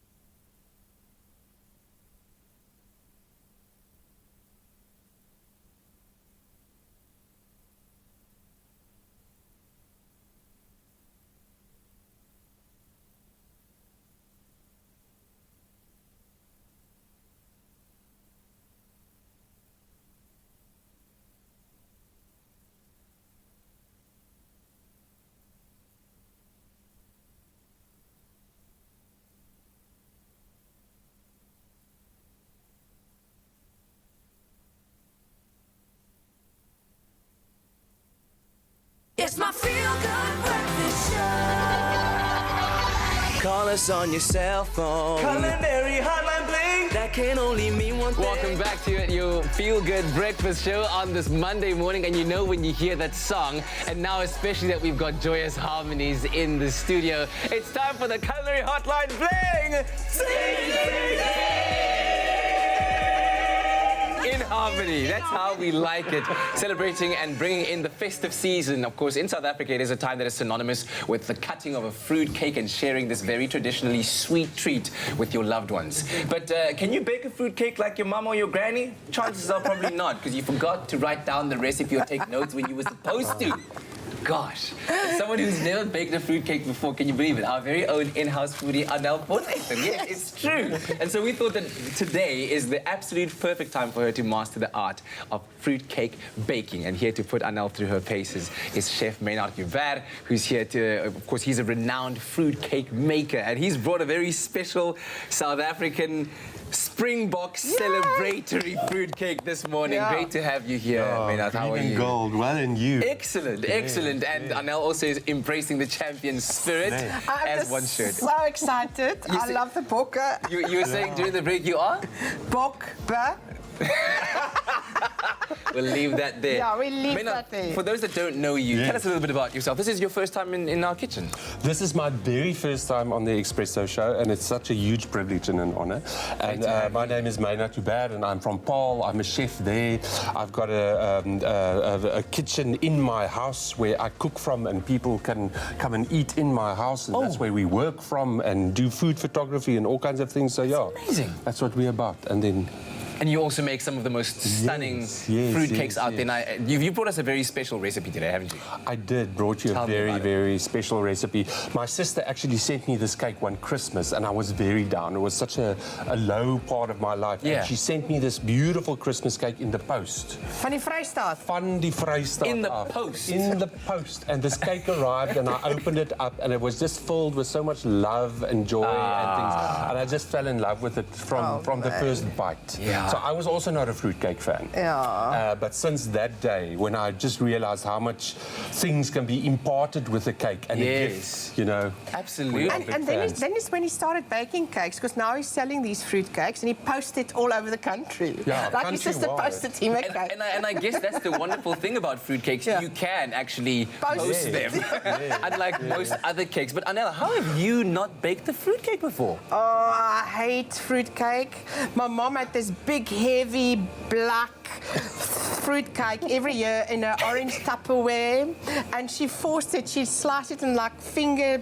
type of slices, and we had to eat this with a cup of tea, and it was just not my taste. You make it sound like it was the worst. I know. And then Maynard came along, and there we've got it. He changed me completely. Yeah. His cake is like the Versace of old cakes. Hey, with all the bling and you all can the see it. It's got that glisten, that gloss Yes. about it, and the presentation itself is just absolutely beautiful. So, is this the packaging that you would send? Yes. Those are the boxes that we send it in. So yeah, so it's like a little gift. Everybody opens up a gift from my kitchen. That's absolutely incredible. All right, so let's get to the very basics of what's the first thing you need to do in order to master baking a fruitcake. Yes, so Anel, you're going to help us here, and we are going to line the tin. Okay. So this is the very basis. This is a very important part of doing it. Yeah. And we're going to put 3 layers of baking paper. 3 layers of baking paper. Yeah. Just pass me that tin quickly. This is not a special kind. This is just a baking tin that you can find anywhere, you can buy right? at any baking shop. And I like the size and I like the look of it. So this is going to work for our cake. So now 3 layers. You said. 3 layers. Okay, cool. So I think let's start with just a little bit of a spritz of spray, like the spray. This anti the whole thing now. Oh. Yes. Okay, wow. Don't think high on us. Oh my word. Okay, that's a bit too much. Done. Layer number 1. So where does this one go? At the bottom. At the bottom. Yeah, and in the olden days they used to use pork fat or butter or whatever to sort of line the tins. Oh, okay, just layer so that number things 1. don't stick. Okay, then you can give it another quick little. Oh my gosh, this is like that's enough. This is like a scratchbook project. Yes. Okay, and then number 3. Oh my, why do you layer it so much? Because you want to. The thing with this cake is that we retain as much moisture and goodness in the cake. We don't want a dry cake at the end of the day. We want something looks that's like streamers. I can hang up. So and there's actually niks is a druk koek nie. Like dry cake is terrible. Even when you go to your most expensive restaurant and you might have had the best meal, if the cake is dry, it ruins everything. Yeah. So what little trick is just roll it up, sort of loosely, sort of like this. Yeah. Laat rol, Anel. Rol om genade. Ek weet nie wat hier aangaan nie. I said used to go square, but now I'm going all round you're going to put it in the middle. And then you release it. In the middle. And then you sort of take the one in and you just press it into... Makes it easier to roll out. Just a little bit of a spray. And that also helps it to stick. Okay. So I roll it up and then I just... So be prepared to go through at least 3 cans. Yeah. And people used to do this with brown paper. They used to do... newspaper, allerlei goedes. And you spray some more. And then I go like this. My mom used to do it with a brown paper that we, but when we also book it, that paper. So while you're buying the stuff for the stationery, you might as well buy an extra roll. So for Christmas, you someone buys for the New Year for the books. And you wrap all your gifts So with that it is as well. that. So, by the way, if you've just joined us, Chef Maynard Dubar is showing us how to make the perfect fruitcake, especially if you're going to be preparing one right now. Yes. And then starting to, because people like to feed it all kinds of drink and whatnot, so that by the time you cut it up on New Year's Day or on Christmas Day, like nice and juicy. Anyway, oh my word, I don't think it's such a success, but it's anyway. a big success. Are you sure? Because it doesn't look like in the batter now, it's going to sort of squeeze it into the corners. Look at that. My first fruitcake line. You just managed the basics right. Anyway, we're going to be getting back to you to make this cake a little bit later on. But we do have great news for you. So we are giving away one of Maynard's fruitcakes. So to stand a chance to win a fruitcake, visit the Expresso Facebook page and then comment on the competition post by telling us who in your family makes the very best fruitcake and what makes it so special. Terms and conditions for the competition can be found on our website, expressoshow.com. And when we come back, we'll be continuing our journey into fruitcake baking right here on the Culinary Hotline. Bling! Sing! Sing! Sing! This is a lot of effort, guys. Clover Fresh Milk is the #1 milk brand in SA. Made with love by Clover. Now, I don't know about you guys, but I want to be in the kitchen because it already looks like it's going to be amazing. It's going to taste amazing. But, of course, it is hot girl summer. We're trying to get body ready. And hot boy summer. Yeah, and hot boy summer. Okay. But we have reached week 4 of Get Active series with Active Drink on the go dairy snack. We started off with 3 easy yoga poses. Then Cindy taught us how to do interval training at home. And last week she did some belly training with Tubby. So I saw that, looking all sexy. But if you do start your summer exercise regime, how do you stay on track? And of course, Cindy Abrams is back in studio to motivate us all, actually, and to give us a few tips on how to stay active and eat healthy and, of course, have the drink on the go. So welcome back, Cindy. Thank you. Always so awesome to see you, Cindy. When I see you, I feel my six-pack coming through. Heavy. Yeah, stronger and fitter, absolutely. But the thing is, it's not easy to maintain it. Once you get into that momentum can be a bit difficult. Sometimes you fall off. What are the easiest ways that you can advise anyone to stay on track with their fitness regime? Well, seeing as how it's Monday and we are all just champions now, so go Booker! Yeah. Well done, guys! So, my new theory on everything now is, let's tackle our workouts and stay on track by being like the Booker. I mean, like 18 months ago, they were in a rut, they couldn't win, the thing was just looking bad, and then they stay focused, they knew what they wanted, and we won. So the best way to keep on track with your fitness is because we're strong, when we scrum and we're stronger together. Yeah. Did I get that right? Yeah, Did I get that right? Okay, good. Yeah. So what we're going to do is keep a logbook. Okay. So log your journey, take pictures, do before pictures, do after pictures, do during pictures, measure your body weight, watch what you're eating, and just be driven. So, like, I know when you get home, it's so hard because you want to grab something quickly, so you want McDonald's, you want whatever, but just, like, stay on course. I mean, the Booker did it, and now we're world champions, so you can be your own world champion at home. Yes, you can eat anything you want, you can grab that McDonald's, but just be on track, keep a diary, keep a log, do the stuff that you want to do. Take the pictures, do the pictures. Some people take pictures in their bras and their panties with the newspaper, others do by the shower. Don't send those. No, don't send it to us. Keep it for yourself. Keep them on your phone, okay. Keep them on your phone. Fantastic. But now we're going to start tackling things because we're strong in a scrum. Absolutely, but it's also all about mindset. It's not all just about physical, but mindset. You have to change your mind as well. So you have to be disciplined and know that this is where I'm heading and this is what I want to do. So sometimes it's very hard because we get sidetracked, because we have life that gets in the way. But if you really want something and you really believe in it, you have to be disciplined.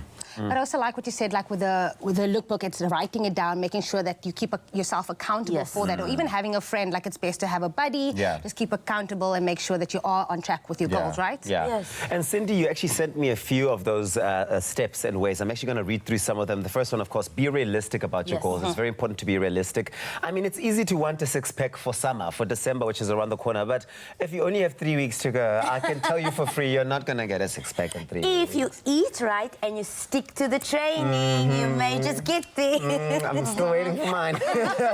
Oh, yes, we're going to be starting training together soon. So watch him, because he's going to be training outside on the promenade with me, so I'm going to be his trainer. So if you want to see this, join us outside. I'll come stand outside and watch. No, you're joining us, doing it with us. Yeah, also it's about mixing it up daily as well. Keep a food diary so that you track what you're eating. Because today you might focus on your abs, and then tomorrow you're thinking, oh, my abs didn't really burn, so I'm going to work it again. There is such a thing known as overworking a muscle group, because you work so hard on just that one part that eventually it doesn't work anymore, because you need to constantly change. So change the workout daily. Go from arms today, legs tomorrow, abs tomorrow, bum the next day, and make it exciting. Because sometimes it's so boring, like you're laying on the floor and all you're doing is like 110 crunches, and then in a week later you're like, oh, I did 110 crunches. I wrapped myself with cling wrap, but I still have like a belly. Gazaganga. There we go.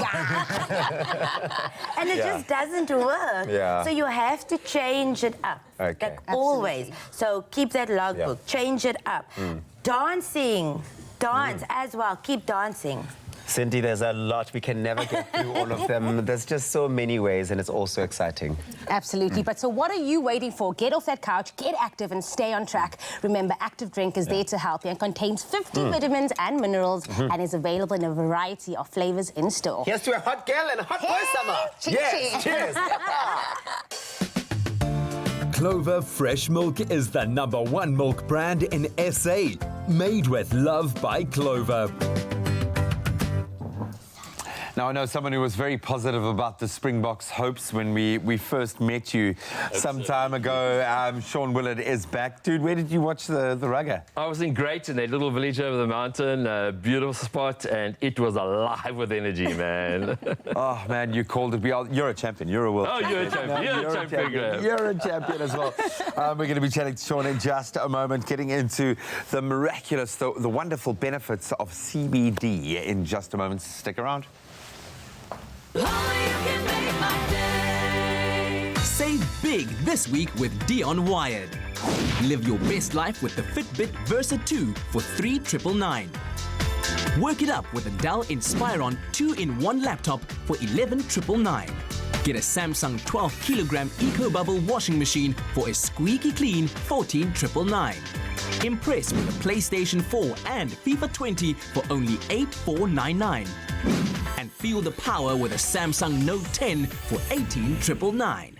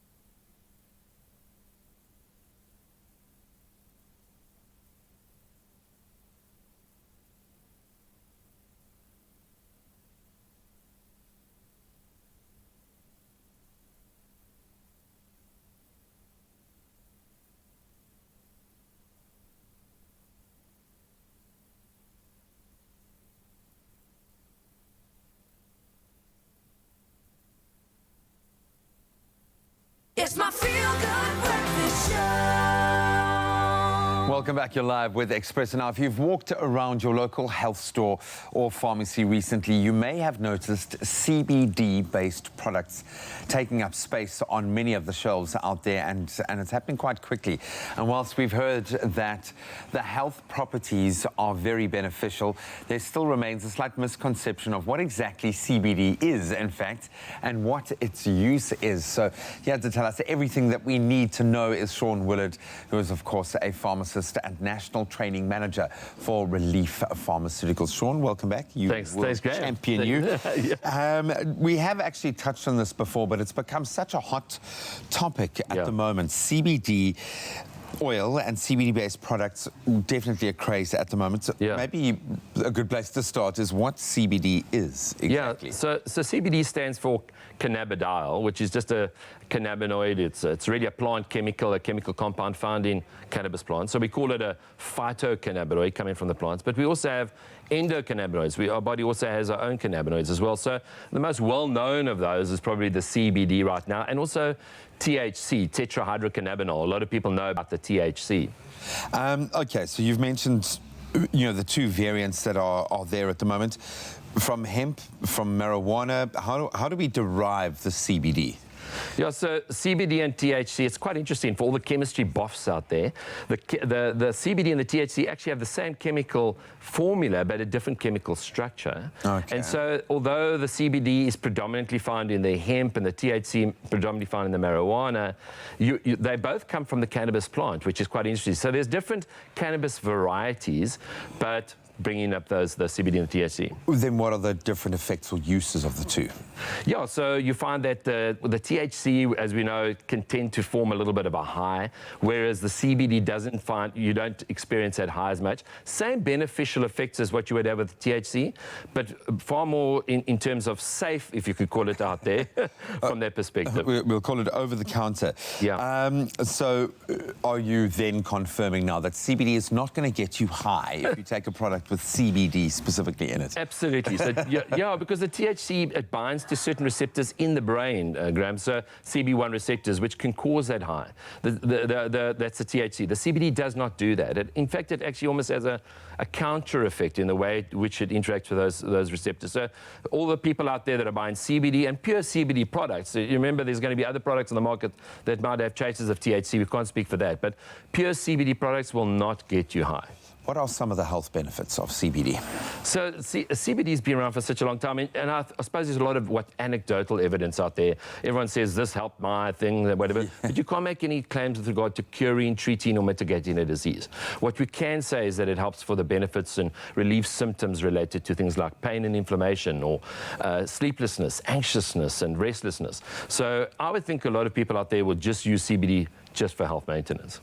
Just for overall health maintenance. We're going to delve a little deeper into what are some of those benefits, so don't go anywhere. We're going to continue the conversation with Sean. We are speaking specifically about CBD and some of the misconceptions that have been going around social media at the moment. We know it's such a hot talking topic, but there are some major health benefits involved, so if you're interested, stick around. Call us on your cell phone. Culinary hotline bling. That can only mean one thing. And you're back with us again for the Culinary Hotline Bling. Sing, sing, sing. Chef Maynard's in the studio teaching Anel and myself how to make a Christmas cake or a fruit cake, which is ideally usually made during Christmas time. And of course, if you've never made one before, then you know that the very basics that we started off with was lining your cake tin very well. 3 layers, because you want to maintain and retain all of the moisture within the cake. By the way, there's also an opportunity for you to win one of Chef Maynard's cakes. All you got to do is go onto our Expresso Morning Show SABC3 Facebook page and let us know who in your family makes the best fruit cake and why. What makes it so special? T's and C's can be found on our website, expressoshow.com. So let's get right back into it, guys. We've got the cake tin lined. What is next? Okay, wonderful. So, Anel, you're going to be making this. Yeah. Okay, so we've got some water over there that's been boiling and hot. Yeah. So can we turn up the heat over there? Okay. Yeah. So you want it at the highest? Okay. Yeah, it needs to start boiling. So we're going to add butter to it. Yeah. And just let that melt into it. Okay. Yeah. And then soon after that, you can put in your dates. Over here. Yeah. I just actually had a date now. Oh, really? Yeah. They're good, eh? I had a date last night. How was your date? Oh, no. My mama used to, you know those big rock dates? It's like a harde blokke dates. Do you remember those? Yes. And then I had to soak them in the water and cut them very hard. I love these No ones. wonder you hated fruitcake. So what we want to do now is to soften up the dates, and that's actually quite a quick process. Okay. And the dates give a lot of beautiful sort of texture and moisture to the cake. Okay. Yeah. Have And you a lot ever of had one of sweetness those as well. date breads? It's very much, so it's much like that. This is what I don't like. You know what I don't like about this, and this is is this orange peel. Really? The orange peel thingy. I love those. I don't know why.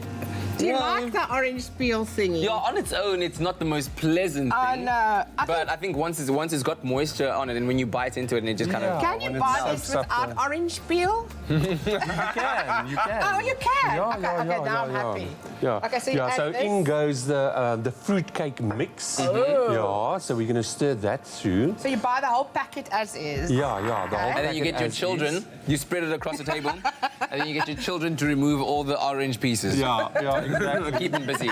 Okay, cool. All right, so we can now add our golden sultanas. Oh, they look lovely. Yeah. Okay. If you don't like sultanas, you can at this stage add something like cranberries, which will also be nice and adds nice color and texture. Yes. You can also add green figs if you like. Wow. Wow. Yeah, you can jazz it up. But it's like fresh green figs or dried green figs? No, the preserved green figs. So you can't use fresh fruit in here? No, it'll just cook away. You won't see it, Okay. Okay, now you can add your nuts. While Anel does that, can. sorry, just 1 second. SMS the keyword cake to 33728. Please continue. Okay. Yeah, you can add any nuts. I sort of go for the cheaper options. Almonds looks like the most affordable nuts at the moment. And, and then lastly, our brown sugar. Now, I love like a really dark sort of a muscovado sugar in the cake. It just adds that beautiful, rich sort of caramelly texture to it. Yeah. So and that you can just. Yeah, dis calorieën die hoor. Definitely plan to have the cake after lunch and then plan a family walk around the block. What is this? For the after that, it's a lot of calories in it. What is that? Yeah. So that's baking soda. So that you're going to add to the mix. And what is wonderful about that is also going to change the color of the cake. It's going to make it darker. Okay. Is that going to taste like baking soda? No, not at all. Oh, and look, it's starting to bubble. Can you see? Yeah. And it sort of rises up. So how long does this boil now? That boils for only 5 minutes. You only need to cook it for 5 minutes. And then you need to let it cool down, like we've done over here. Yes. So our mix over here. Oh, it's heavy. You see, that's why the fruitcake is so heavy. Wow. Is this a recipe for one? For one. No. All right, so once that mix has come out 5 minutes later and it's looking something like that, what do you do like more. Yes, it's beautiful. You can see the richness and the texture. And the... Okay, is this a bar? Okay, Now this is a completely indulgent recipe, isn't it? Isn't it beautiful? Oh, over the top. So now you're going to add your eggs. In there? Yeah, eggs in there. And then we're going to add a generous amount of brandy. If you don't want to add brandy to your cake, you can add anything like pineapple juice or cranberry juice or orange juice, or it just needs a liquid. All of those juices that you've mentioned ferment. Yes. So is fermentation an important part of this? I don't think so. Okay. I'm just wondering whether I think it's for flavour. Okay, just for the flavour. All right. I just thought it might have to do some of our with the alcohol kind of breaking down the I guess the molecules to soften it and give it a bit more and act as a preservative as well. Exactly. And now I added some vanilla. Yes. So Now does you this add go the in vanilla here? and just smell. It smells like Christmas. Oh, hello. Now what about this? This is I'm cinnamon. Show you now. You can so I add this in here. It's got a bit of an eggnog thing about it. I know. We are getting into the Christmas feel. Oh, that looks good, Anel. Is it? Yeah, that looks beautiful. It feels like I'm mixing like the witches mix, like a big thing or something like that. So this is like some cinnamon and a bit of salt. And now we're just going to add some flour. And now lastly, we're going to, you can add the flour. Ja, maar dis 'n dik storie Ja, dis. Moet ek jou help? Ja, ek dink jy moet daai storie vir my probeer. As I go along, you add the cherries. Jy moet vinnig maak as jy baie tyd. Okay, so guys, when you come to this part, don't overstir it. Okay. Because then you're going to break up the fruit. And we want those big, beautiful red and green cherries. You don't want to mush. No, we don't want to mush. Okay, SMS the keyword cake to 33728. We'll send you the list of ingredients as well as a link to the recipe, and you can make your very own fruit cake. You have to put it in here now. Oh my goodness. Okay, let's just get this now. little bits of flour. This is now where you get your uncle who's at the back watching the game. Yeah. And you get the kids as well. Can I have the satisfaction of pouring in my first fruitcake? My first tin? Kan ek asseblief dit doen? And this is with pride and joy that I'm doing this. And I think it will be the last time in my life. But I'm doing this. All right. Okay. So once it's that's done, how long does it go into the oven for? It depends. You need to watch it, but normally it's sort of close to 2 hours, and you put it in at like 120 degrees. Okay. But according to sea level and your oven and whatever, just keep testing it with a toothpick. Yeah, or with a toothpick or a knife or whatever. But eventually it will. Yeah. And then once it's done, it's cooled lovely like that. You feed it some brandy or some juice as you like. as you go along until the day you decide to crack it open for the entire family to enjoy. Maynard, thank you very much. You're welcome. Wonderful You're stuff. welcome. If you'd like to win one of Maynard's famous fruitcakes, all you got to do is head on over to our Expresso Morning Show SABC3 Facebook page. Let us know who in your family makes the best fruitcake, why, what makes it so special, and we could be sending a cake all the way to your doorstep. And of course, if you're looking for the terms and conditions that apply, go to expressoshow.com. Anel, congratulations. But that was quick, eh? That's it. Nesseborg. Yeah. Oh, thank you so much, team. Delicious scents, delicious smells coming out of that kitchen. It feels like Christmas every day when you're the world champions and still reveling in our success. Sean Willard is here to talk all things CBD this morning, hopefully dispel some of those misnomers around it. So we've now established that CBD won't give you a high, that it's found in a range of different products, that it's actually quite miraculous in how many different applications it can have. Yeah. But ultimately, when approaching our overall health, it is really something truly amazing. But it kind of exists in this new frontier of medicine and CBD and HTC and how we are utilizing these things. Is it legal in South Africa, and in what forms is it legal? Yeah, Graham. So in May this year, the Department of Health, under the recommendation of the South African Health Products Regulatory Authority, SAHPRA, said that CBD products could be sold, but under certain conditions. Okay. First of all, don't make any wild claims. It's for health maintenance and health enhancement, etc. It's not curing any disease. Correct, exactly that. You know, if people are making those claims, run. And then less than 0.001% of THC should be in the product, so basically negligible or none. So there cannot be any high. And lastly, that the product shouldn't make a dosage recommendation of higher than 20 milligrams of CBD per day. So all of our products meet those the recommendations.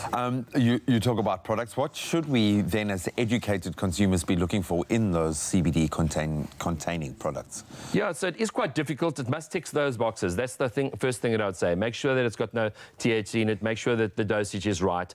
I think if you can find a company that is endorsed third party, our company is endorsed by the CRI, so the Cannabis Research Institute. So the entire range of the Rethink products are a third party verified, which I think is important in terms of quality and meeting those regulations. And then, you know, if the product is organically grown and if it's got nappy codes, those are bonuses to the consumer out there. Yeah, just protect yourself, especially in a space like this that is kind of isn't completely regulated. Make sure that you go to a regulated source.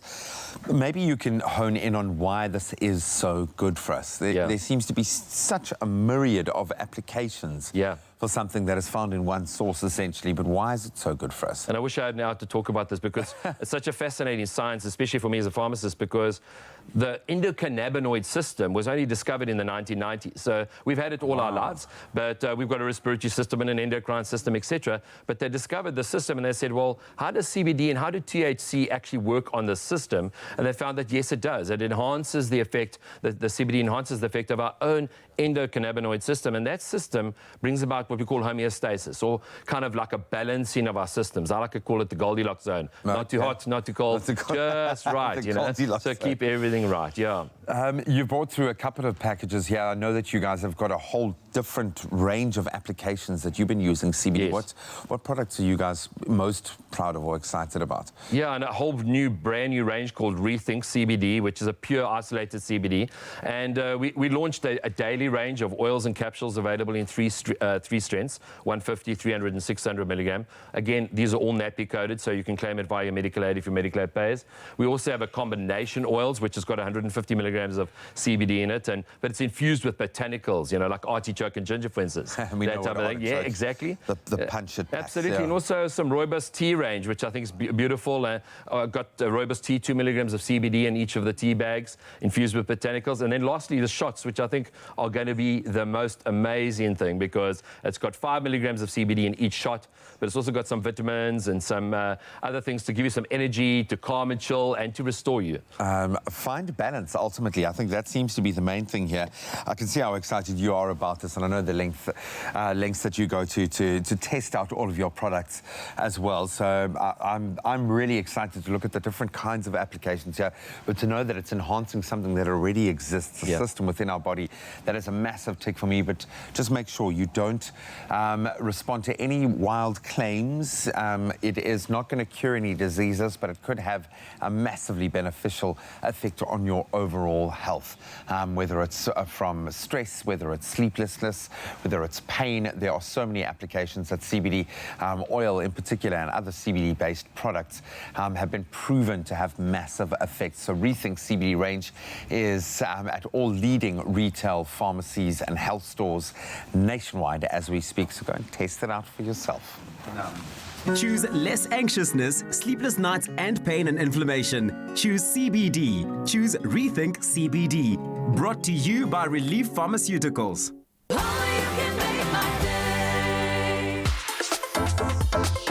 Join former Miss World Dr. Relene Strauss and the ever so suave Nico Panaggio as they host this year's Pink Polo presented by Biomedical Emporium on the 9th of November at Valdevie Estate. With proceeds going to breast cancer awareness, be part of SA's Who's Who saying hello to summer with a day of polo, fashion, sunshine and celebrity in the Winelands. At the Pink Polo presented by Biomedical Emporium.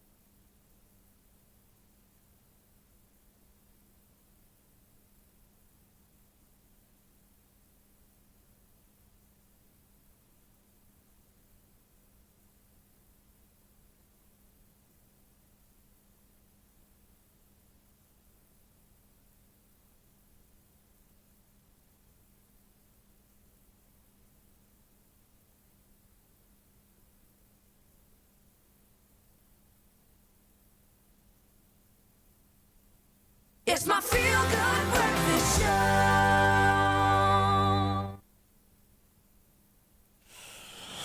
Welcome back. You're live with Expresso. Thank you so much for tuning in. According to former Formula One champion Nico Rosberg, the newly crowned six-time Formula One world champion Lewis Hamilton is on his way to becoming the greatest of all time. On his way, not there yet. Still needs one more at least. Hamilton was, of course, crowned champion last night after finishing second to Mercedes teammate Valtteri Bottas at the United States Grand Prix in Austin. We're now going to take a look at how Hamilton was able to achieve this Formula One title this year, did it in style as well, but also the path that he is on to becoming the greatest. The GOT, Charlene Raymond now joins us. Mixed feelings for you, I'm sure, being a bit of a red man, complexion inside and out. Take nothing away from a brilliant drive, brilliant management of the team as well. Mercedes have been brilliant, Hamilton has been brilliant, but he's not quite the greatest yet. What do you make of this latest, the sixth now World Championship title? Graham, Lewis Hamilton is well and truly on his way to becoming the GOAT, the greatest of all time. The way he drove yesterday, starting in 5th place, at the first few corners, going up to 3rd place, and keeping the Ferraris at bay, challenging both Bottas and Max Verstappen for the win. The way he drove, the way he handled his race, the way he approached everything, there's no one like Hamilton at the moment. He proved it the weekend before with the way he conserved his tyres, whether it's being aggressive, whether it's being slightly more passive and conservative. The management of the man and machine has been amazing, but clearly something has clicked for Mercedes throughout. Both drivers are proving that at the moment. What went wrong for Ferrari in this particular race, which seems to be the question I ask at the end of every race? One non-finish, Leclerc kind of limping through in a very lonely 4th. I think it's not just a case of one race where Ferrari was struggling. They've been struggling the entire year. It's the same old story. And with a fast car as well, which has made it even more frustrating. And how do you go from being the strongest team in the second half of the season to suddenly just falling off the cliff? They couldn't hold a candle to Mercedes. They couldn't compete with Max Verstappen in a Red Bull. Ferrari was literally just there doing their thing, but they couldn't compete with any of the two two teams ahead of them on any level. Heartbreaking. You mentioned Max Verstappen there. Has he not come leapt kind of heaps and bounds this season? Still maybe a little bit immature. What did you make of his drive? How close is he to knocking on that championship winning door? Is he going to be a future champion, do you think?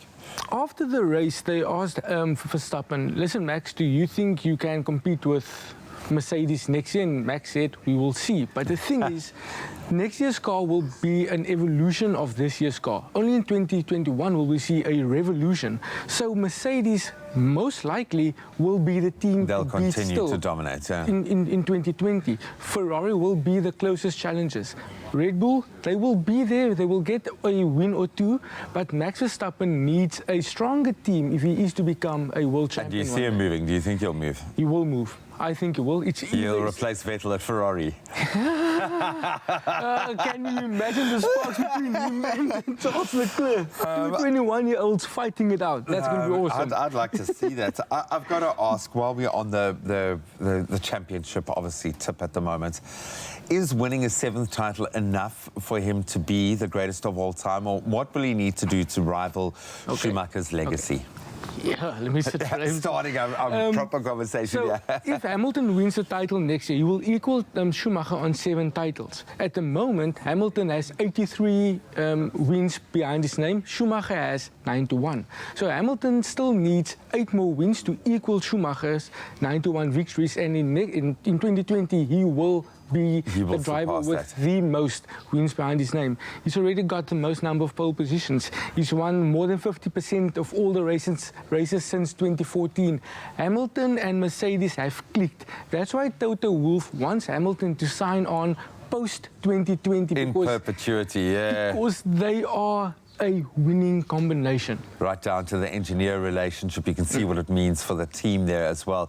But a masterclass from Mercedes and from a real master behind the wheel, undoubtedly. Thanks for wearing your impartial journalist hat for that one. I know as a Ferrari fan, it's pretty tough. It's been a pretty tough season, but I think just generally Formula One has been incredibly interesting this year. It's been exciting. We've seen a number of great young drivers come through the ranks and some great old rivalries as well. So we all tip our hats to a brand new world champion. Not the world champions of rugby, but Formula One. We'll take it. Well, from all of that action of the 2019 US Grand Prix with Charlene Raymond, absolutely amazing, to talking about the place of work. I think we've all found ourselves in a position or situation once or twice, sometimes many times for some people, where you feel like your workplace is a bit difficult for you to fit in, where it doesn't set up a healthy and open and warm and positive workspace and workplace. How are you guys finding it so far here? Well, for me, I think it's very difficult because there's so much personality, especially on this set. There's a lot of personalities, but everyone is so helpful. I think that everybody is trying to help because they remember their first day on set. So it's not like anyone's trying to be shady or trying to take your spot. It's just very difficult to just find, like, it's your first day or your second day at least, so you're just trying to find your space. But I mean, it's a good working environment. It's fun. It's actually a feel-good environment. And I think that's also based on communication and support from your peers, knowing and understanding and sympathizing, empathizing rather with you. So I think that's where that all comes together. You guys have it easy. Some people don't. That's why a little bit later on here on your Feel Good Breakfast Show, we're going to be looking at how to fit in there by your workplace. So don't go anywhere. Bring home more than just memories of Mauritius with Club Med's all-inclusive holiday packages for families, friends and active couples. Choose from 3 Club Med Mauritius resorts and save up to 15% on your December 2019 booking with their early booking bonus. Extra bonus, kids under 12 stay free in Mauritius and fly free on Air Mauritius. Contact the agency by Club Med to book and visit clubmed.co.za for details.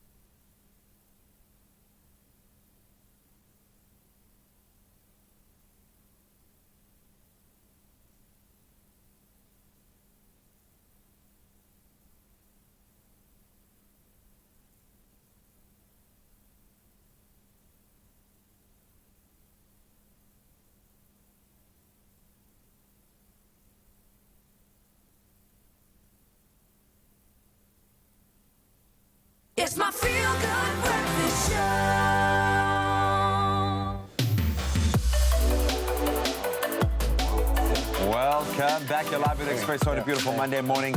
An exultant Monday morning because you are the champions of the world, the Rugby World Cup. Yeah, we are champions of the world!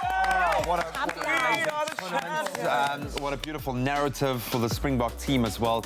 But it seems like a narrative that has grasped the whole world. It has. It really has. Not just us South African fans, but all those South Africans in the greater diaspora, which we love, but right down to even the Royals' response. It feels like this was the world needed to see South Africa do well at this. Yeah. Needed to see that message right now. It just seems like it's transcended. Beautiful. And as you can imagine, South Africans are euphoric after that historic, monumental 32-12 win over England in the 2-1, baby. In the 2019 Rugby World Cup, which of course was hosted to perfection in several cities around Japan. And the final clash saw our very own President Cyril Ramaphosa fly over to the east to witness our boys lift the Webb Ellis Cup for the third time, as well as one of Britain's royal ambassadors, Prince Harry, who made his first official trip to Japan to support the English Roses. Now, forever the genuine diplomat, the Duke of Sussex stopped by the box changing room to congratulate them for their victory. And in fact, Tendai the Beast and Taurira welcomed the prince with excitement and open arms, and expressed his admiration for him and his young family as well. He invited him then to share a few words with the team. And after being offered a beer, apparently there were beers. Yeah, they were pushing him on the down route. Look at that! They were the peer pressure put on the young prince to do a down, and you could check. The schoolboy in him was like, cannot. He's like, no, the cameras. I'm just like looking at the kids of their meetings, meeting Prince Harry topless there.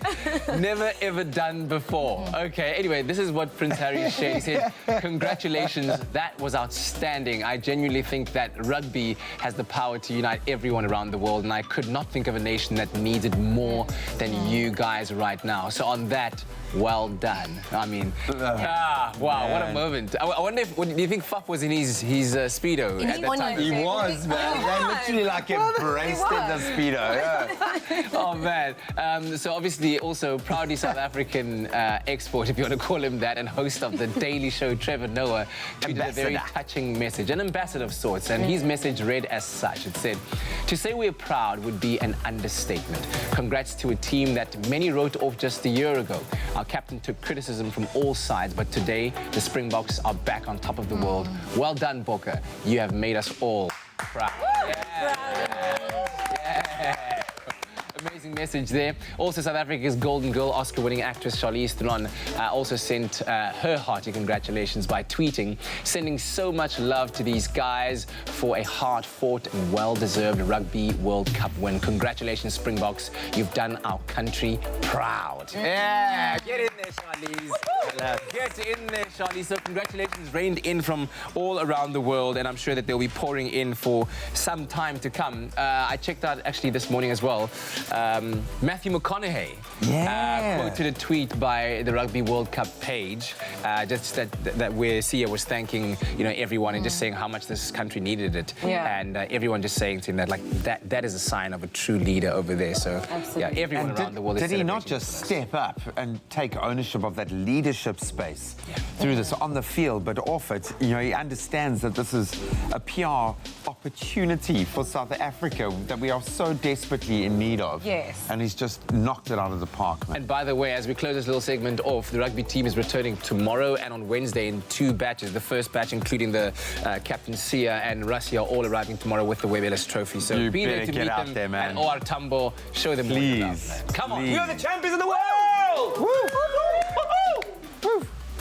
It's just after 8 o'clock, the third and final hour of your Feel Good Breakfast Show. Let's take a look at those news headlines. The Gauteng Education Department says it has extended its placement period for learners going into grades 1 and 8 to the end of this month. Thousands of learners have still not been placed, and yesterday the department erroneously sent out an SMS to parents informing them to go to its district offices for the placement of their children.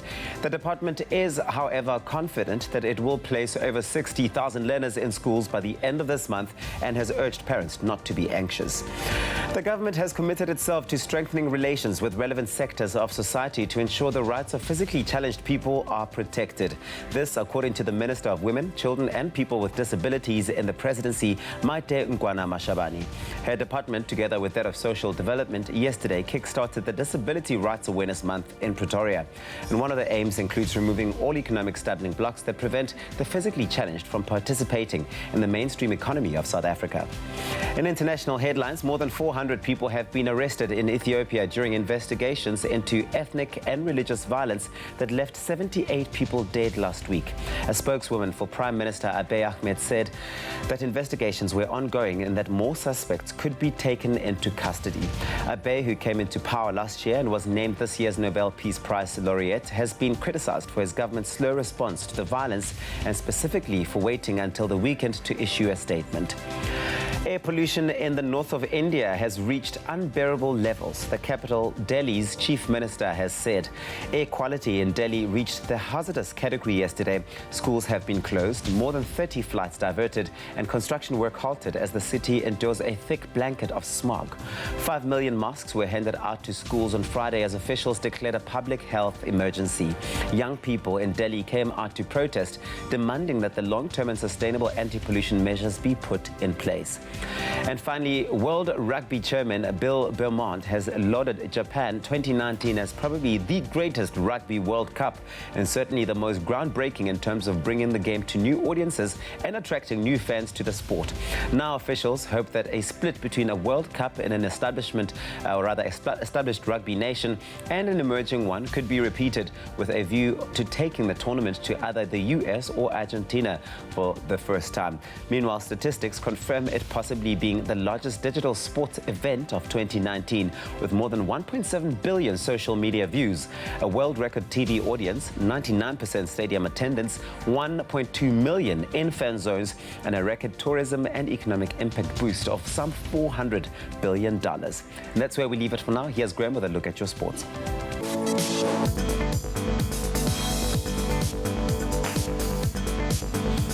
Success on and off the field for the Springboks after they claimed an impressive 32-12 win over England in that 2019 Rugby World Cup final to be crowned champions for a third time in history. Andre Pollard impressed with the boot throughout the match, keeping us well ahead, and wingers Makazole Mapimpi and Cheslin Colby scoring 2 second-half tries apiece to secure the win for South Africa over Eddie Jones's men. Siya Kolisi made history, becoming the first black captain to lift aloft the coveted Webb Ellis Trophy. Then, as a added benefit, I suppose, the South Africans collected the 3 top prizes at the World Rugby Awards as well yesterday. That concluded with Peter Steph du Toit winning the men's 15s Player of the Year, World Cup winning coach Rassie Erasmus being named Coach of the Year, and South Africa named Team of the Year. Springboks winning both the Rugby World Cup and Rugby Championship this year. Boks will also finish the year at #1 in the world rankings for the first time since 2009. And of course, 3-time champions New Zealand, they put on a superb display of rugby, cruising past Wales 40-17 on Friday to finish 3rd at the Rugby World Cup in Japan. The All Blacks scoring 6 tries on the day, with Ben Stokes crossing the line twice. The 3rd place playoff match meant the end of both New Zealand coach Steve Hansen and Wales coach Warren Gatland's reign as well. This was New Zealand's 31st successive win in this fixture. Then off onto the courts. Top seed Novak Djokovic registered his 77th ATP title with a comfortable 6-3, 6-4 win over Canada's Denis Shapovalov at the Paris Masters yesterday. Djokovic took a 3-0 lead against the world number 28 and took the set in just 29 minutes rather.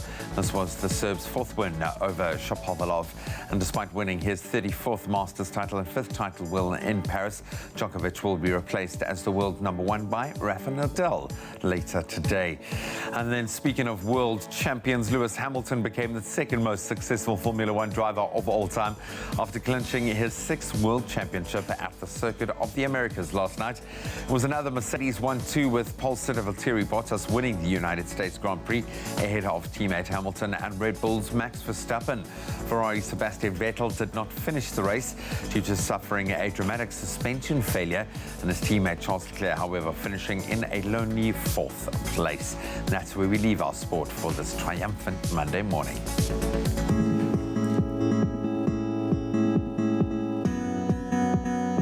Thank you so much, Graham, for that sports update. Now looking at what's happening in traffic in Gauteng, Benoni, there has been an accident on the N12 westbound after Tom Jones Street.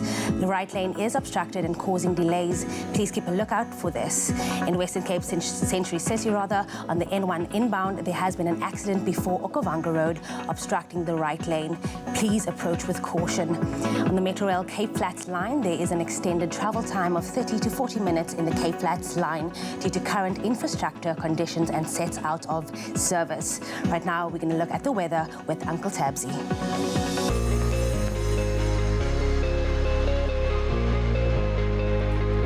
Thank you very much, Jamie Lee. Let's take the final look at your weather. But first, we take a final look at your sunrise pictures for the morning. Thank you so much to JP Malherb for your sunrise from Robertson, as well as Roxy Mays for your beautiful sunrise picture from Port Elizabeth, Louise G. Sherry for your sunrise from Blue Hills Art in Midrand, and lastly, Nkazimulo Nikani for your beautiful sunrise picture Art in Khayelitsha. We did bright and early once again tomorrow. Get your pictures through to us on our Facebook page. It's Expresso Morning Show SABC3.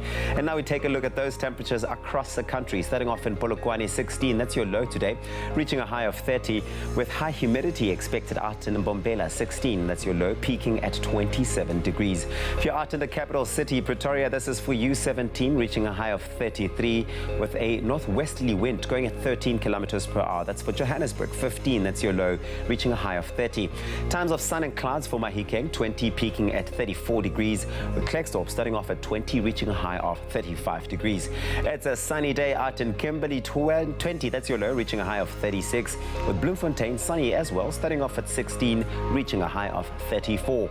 If you're out in Richards Bay, your low today is 17, but you will peak at 25 degrees, with a couple of showers expected out in Pietermaritzburg, 15 and 22.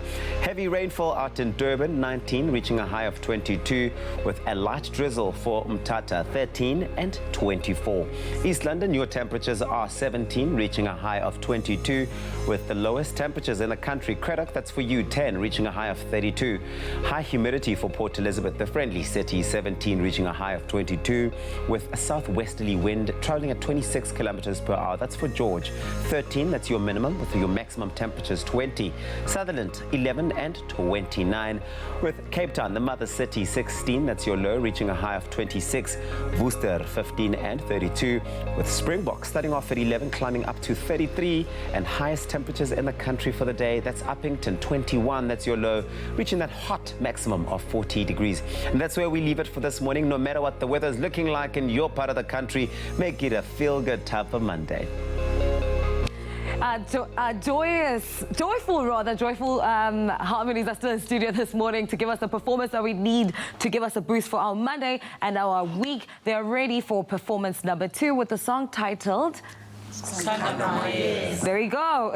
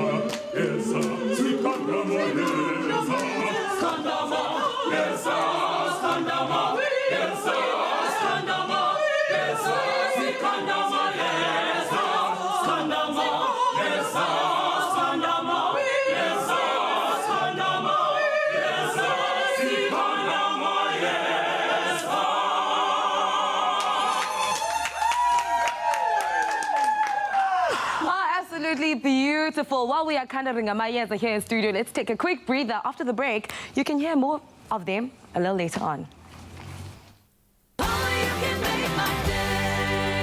Support Crush in giving away another 20,000 pairs of school shoes to children in need. Buy a Crush, dial the number on the pack, and stand the chance to win your share of 500,000 Rand. Hashtag share the goodness. Made with love by Clover.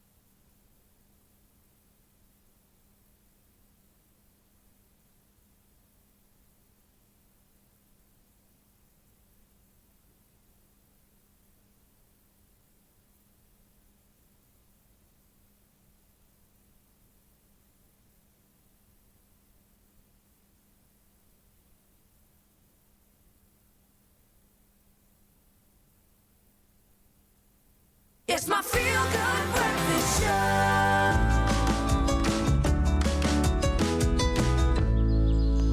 Welcome back to your Feel Good Breakfast Show. This is Expresso. I go by the name of Vukusha Adams. And next to me is Jamie Lee Dombeck. It's our second day at work, by the way, and we're still trying to find our feet. And in that, there are many moments in life when we need to make a good impression. And sometimes we need a few tips to get us through those tricky situations. So we had our time to shine with Presenter Search on 3. But now you can also have a time to shine in your everyday life with Orbit Gum. So Absolutely, and we have got you covered right here in studio. If you're wondering what is the best way to fit in at your new job, then we've got the Managing Director at KS Casting Directors, Kay Price Lindsay, here right in studio to give us some tips on how to make connections and get into the swing of things. Hello, Kay. How are you? Thanks, Jamie. Thanks, good, Claire. Thank you so much. Now, I remember you from the live takeover a few weeks ago. Oh, yes. And now we finally get to live in on studio and on set. What is a few tips for just fitting right in at your first day or maybe your second day on the job? Well, firstly, both of you, congratulations. Thank What you. an awesome achievement. And you day 2. Yes. So I wanted to start by talking about day 1s, but let's talk about day 1s and 2s. So I think something really important when you start off somewhere new is to look around at every single person here and to recognize that every one of them had to start. Had to start day 1 on whatever job they're doing. They had to begin at the beginning. And our life is full of day 1s. Whether you join a club or you join a group of people or you join an office environment, you have to start with day 1. So it makes you the same, okay? And speaking to that, I recently was reminded of a statistic that I just find fascinating, that I think if I was on day 2, I'd want to be remembering big time. And that is that genetically, I don't know if you know this, that every human being is 99.9% identical. Oh, wow. Okay, the human species, 99.9% identical. There's just 0.1% that differentiates us, gives us our height, our voices, our eyes, the differences. So when you look around again, just realize that there's a lot more in common than difference. So it keeps you kind of opening up to that. That helps. That's amazing. It actually does help because also we're trying to learn new skills and trying to integrate ourselves within, you know, the space and with our new colleagues. What can you suggest that we do to kind of find that middle ground with people who have been doing this for a long time and us starting off? Okay. So it's a bit tricky because they're listening in. Now, I've got 3, there's so many ways to do it, but I've got 3 that I hope will help. And all of them are about actually getting yourself out the way. Because we tend to, when we're in a vulnerable position, we just worry very much about ourselves. It's me, me, me, I'm scared, I'm nervous. So what I want to give you is advice on how to try and get yourself out of that, out of their way. So the first one is to always listen more than you talk. Okay. When you're out there, ask people questions, find out who they are, be interested in those differences. Because remember, we're almost all the same. Yes. So what makes you different? Be open, listening, ask questions. People love it when you ask questions. Everyone loves being talked to and being seen. The next thing I would suggest is a big one, and that's about no drama. And I know this from running an organization, but also being in it. People who skinner or are drama-driven and get involved, you'll have a few friends. But people who don't take on drama, people who are impeccable with their word and they don't split and talk about each other aside, will have a lot of friends, okay? And the third one is around an activity which will transform your life, I think, and that is around appreciation. And not appreciating your colleagues for what they do, but for who they are. So your exercise then is to look at the qualities you see in everyone and to be able to somehow let them know you've seen them. So whether it's if someone has been really kind and shown you around, not thank you for showing me around, I really appreciate it. It's I really appreciate your kindness, your generosity of spirit. Thank you. And sharing that incredible wisdom of yours on a WhatsApp or say it to their face. You're starting to look for who they are, what qualities they have as a person, and they love that. Those 3 things should keep you connected with all these people. Absolutely. Like, I feel like I just want to stay here so I can find out. See, also, Tabiso, no drama, okay? No drama. Please, Tabiso. But, of course, what are some tips to make connections with your colleagues? You did speak about, you know, just understanding them and listening to them. But besides team building, what are some connections or tips to make connections with the others here on set? Okay. Well, I guess, I mean, here you've got all sorts of interesting activities. There's couches to sit on and chat to them. There's coffees stand to go and grab a coffee. You know, your friendships at work are what they are. Sometimes some work environments do stuff outside of work, others don't. Eating together is a really important one, if you can. If lunch is together, sit and chat and share a meal, break bread together or share something. Those are sort of what I would suggest in this immediate environment. Yeah. To me, I think we're just being too hard on ourselves, especially after each link. We're like, oh, I messed that up. So thank you so much for joining us today and giving us these pointers. I actually believe that they will help us, they will equip us to be the best, just like how the others are. Listen, man, starting a new place can present its challenges, but it is also an important opportunity to meet new people, gain new skills, and find fulfillment and purpose. Absolutely, and you can use the skills that have been shared here today with Kay and step right into your groove at your new job.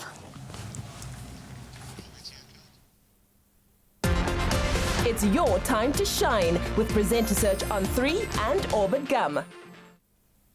Oh, man. Very sweet. No, ladies, you're nailing it. Don't worry, you are nailing it. And they're so lucky. You know, they've got it easy. They're stepping into a space that is truly warm, and we all are like a family and just wanting everyone to do well. Yeah, lucky you are, girls. Yeah, you are very lucky. You should be very appreciated. And all judgy. This is a judgment-free zone. Absolutely. And we're all about creating an awesome working environment because we're a very collaborative space that relies on everyone kind of feeling good and playing their part. So that's what we put to you guys out on our social media platforms, was how your company builds that, or maybe what are your thoughts around teamwork and creating a good company culture. And I love this. Ornella Oddy coming through, not even working yet, but it's got it all locked down. You can check she's coming down with the notes. She knows. Okay, so good morning, Expresso team. I hope you had a great weekend. Yes, we did. Thank you. Team building is key to a creative way, though I am not working yet, but it's important to have a healthy work environment. Always working together as a team, always listen to each other, and other people's opinions are important when discussing something in a meeting. I love that. Respect each other and love each other, and congrats to the Bokke. Congrats. No, well done. Well done, Ornella. Some absolute pearls there. You got it. If you can go into your first working environment like that, you're going to own it, Ornella. Well done. Well, on that note, while you think about all the other creative ways that you can adopt, that you can hopefully look out for when you go into a new workplace, you take that and put it down in a notepad. We'll see you after this. Guess what? Courtesy of Dion Wired, we have new prizes for you. Up for grabs is an Epson printer and Samsung tablet bundle, a Nintendo Switch Lite, and a super stylish Smeg toaster and kettle combo. Simply SMS the keyword Dion Wired, your name and email address to 33728 to win. Plus, when you SMS in, you are entered into the grand prize draw to win a Tech Dash in a Dion Wired worth 100,000 Rand. Winning has never been so easy.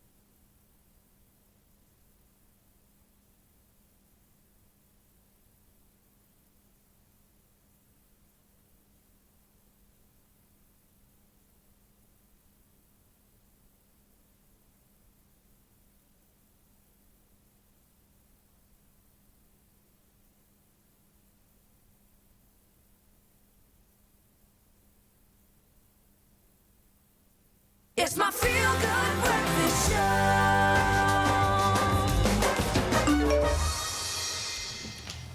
Welcome back to your Feel Good Breakfast Show. This is Expresso. Now, just before the break, we spoke about how to integrate yourself and fit into the workplace if you are new to that environment. But as much as we believe what you put in is what you get out, it's also very important that you feel encouraged to thrive in a healthy working environment. It's so, so important. You can't underestimate how important it is. That's why this morning we're asking, does your workplace encourage a healthy and positive work environment? This morning we're joined by a relationship expert, and she's also a TED speaker, Paula Quincy, to help us discuss this hot topic. Also, we'd love to hear your questions, your comments as well. So do go over to our Facebook page, Expresso Morning Show SABC3. Drop a comment on this post. We'll engage with you live.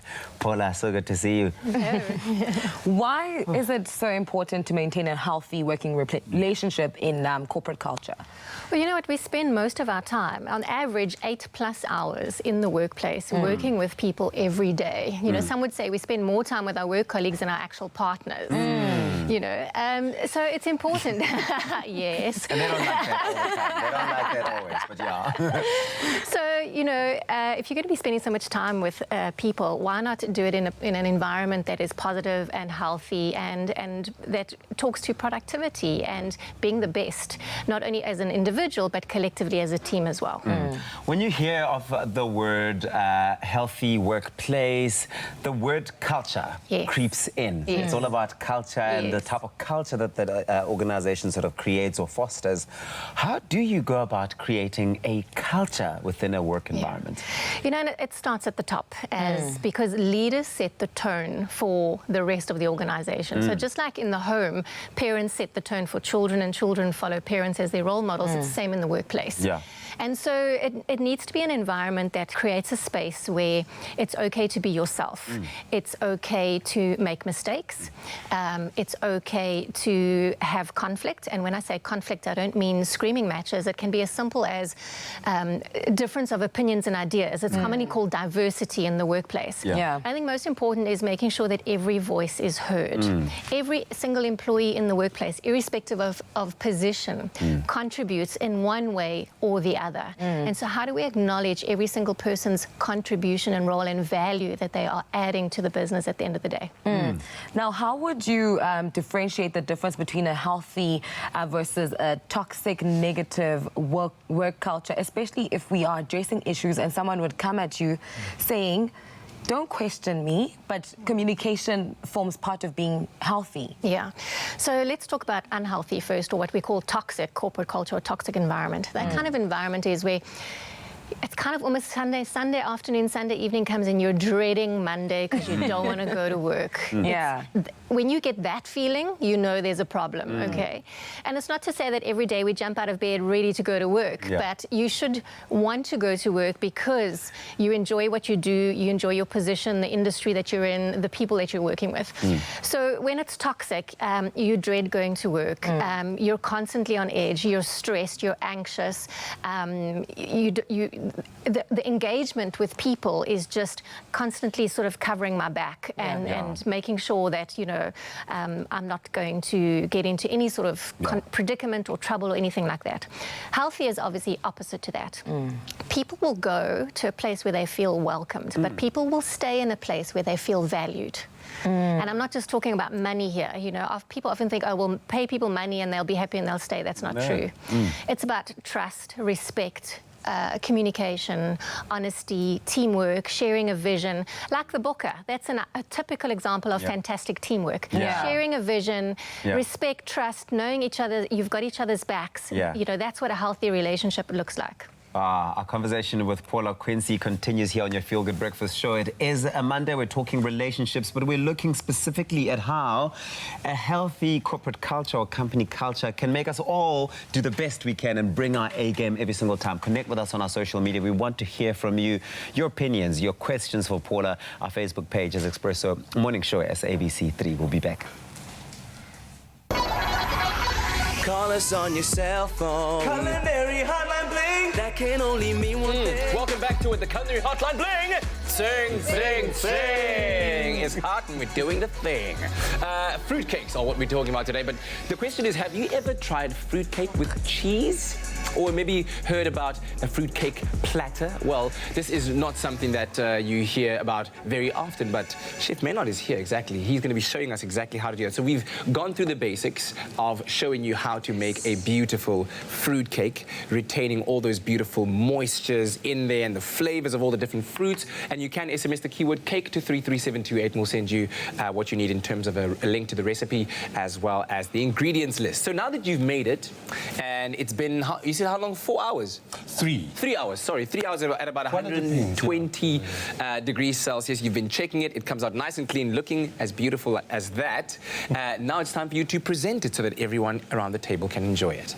Yes. So how do we go about doing that? We thought, you know, there's like the old school way of just drinking it with tea or coffee, but I now came up with the wonderful concept of let's do a platter. Yeah, because that conjures bad memories for her. And very bad memories. Like a stuk vrugtekoek en 'n koppie tee. Yeah.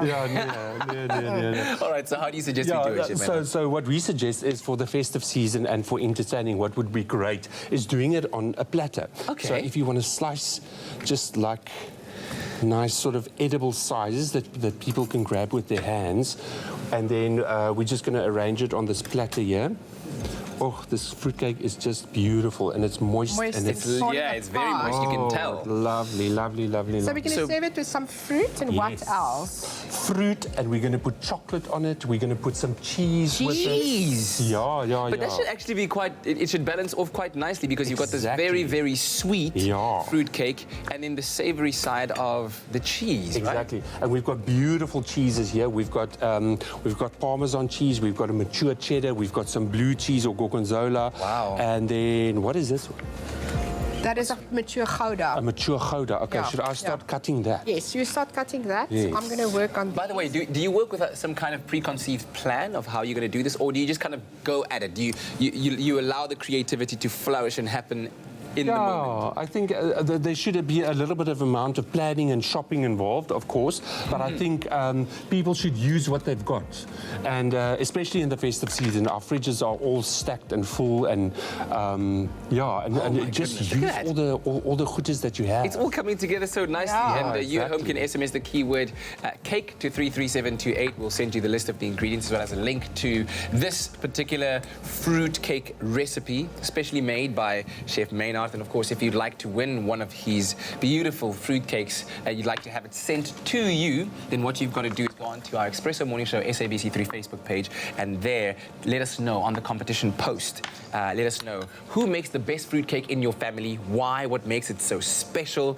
Perhaps it could be because they know how to decorate nicely like we've done over here. We've got a Springbok World Cup winning inspired fruit cake here. It's got green and gold all over the place. I'm going to let you guys carry on with that, and one more time, SMS the keyword cake to 33728. You know what's nice about this, Kat? Because fruitcakes last a long time. Yes. So you can do this over Christmas season as well, but like even New Year, the fruitcake will still be perfect. So even for a New Year's platter, you can have drinks with this, with your champagne. Oh, excellent. Tell me, what do they mean when they talk about ripening the cake?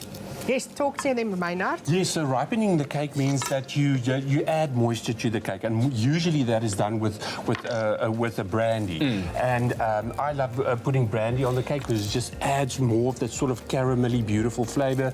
It keeps it moist and soft, and it also preserves it. So I've had people who've kept this cake for like over 2 years, and then phone me up and say, "We've just opened the cake and it's still beautiful." So yeah, 2 years later. 2 years later, can you believe it? But you can also from use that thing will be knockout. Fruit juice, guys. If Yes, you don't. fruit juice as well. It's not always brandy. Yes, some cherries. Where's that Gouda? Did you get some of that Gouda on here? Not yet. Maynard, thank you very, very much. Anel, I hope that you learned something about fruitcake making today, and that you at home did as well. SMS cake to 33728, and ta-da! There it is. This is gorgeous. Yeah, and while we marvel at that, maybe invite some of the crew to come and have a pick at that platter. Let's quickly take a break. Come, guys, let's have some.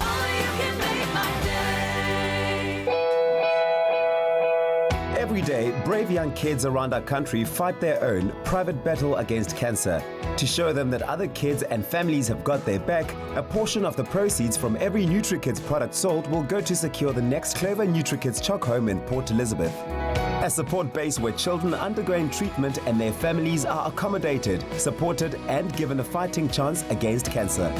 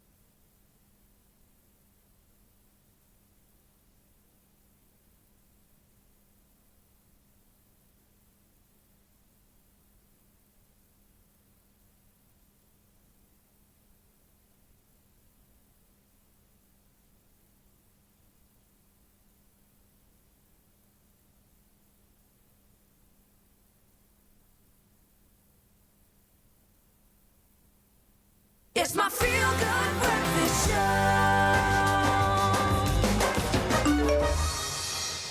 Welcome back to it. It is your feel-good breakfast show, Expresso Live on ABC3. Well, it's Monday. We're talking relationships, and today, relationship expert Paula Quincy is in the hot seat to help us discuss how to cultivate a healthy office culture and a strong team as a result. We'd love to hear your questions and your comments. So go on our Facebook page, Expresso Morning Show SABC3. In fact, you have gone on our Facebook page. You have left us a comment. What are they saying? Yes, so here we have Shireen Abrahams who says, "Good morning, my Expresso family. Happy Monday. Loving the vibe in studio. Always so inspiring. A team that works together wins together. Look at what the Springboks have done. They have made us world champions. Have a great day. Lots of love, my feel-good breakfast family." Thank you so much, Shireen. Thanks, Shireen. I mean, it is so true. That hashtag stronger together, I feel like, is applicable across any sort of area of life and any sort of type of workspace you might have to be dealing with. But when it comes to the workplace, what are some of the tools and skills required to be able to create a work culture that is inclusive?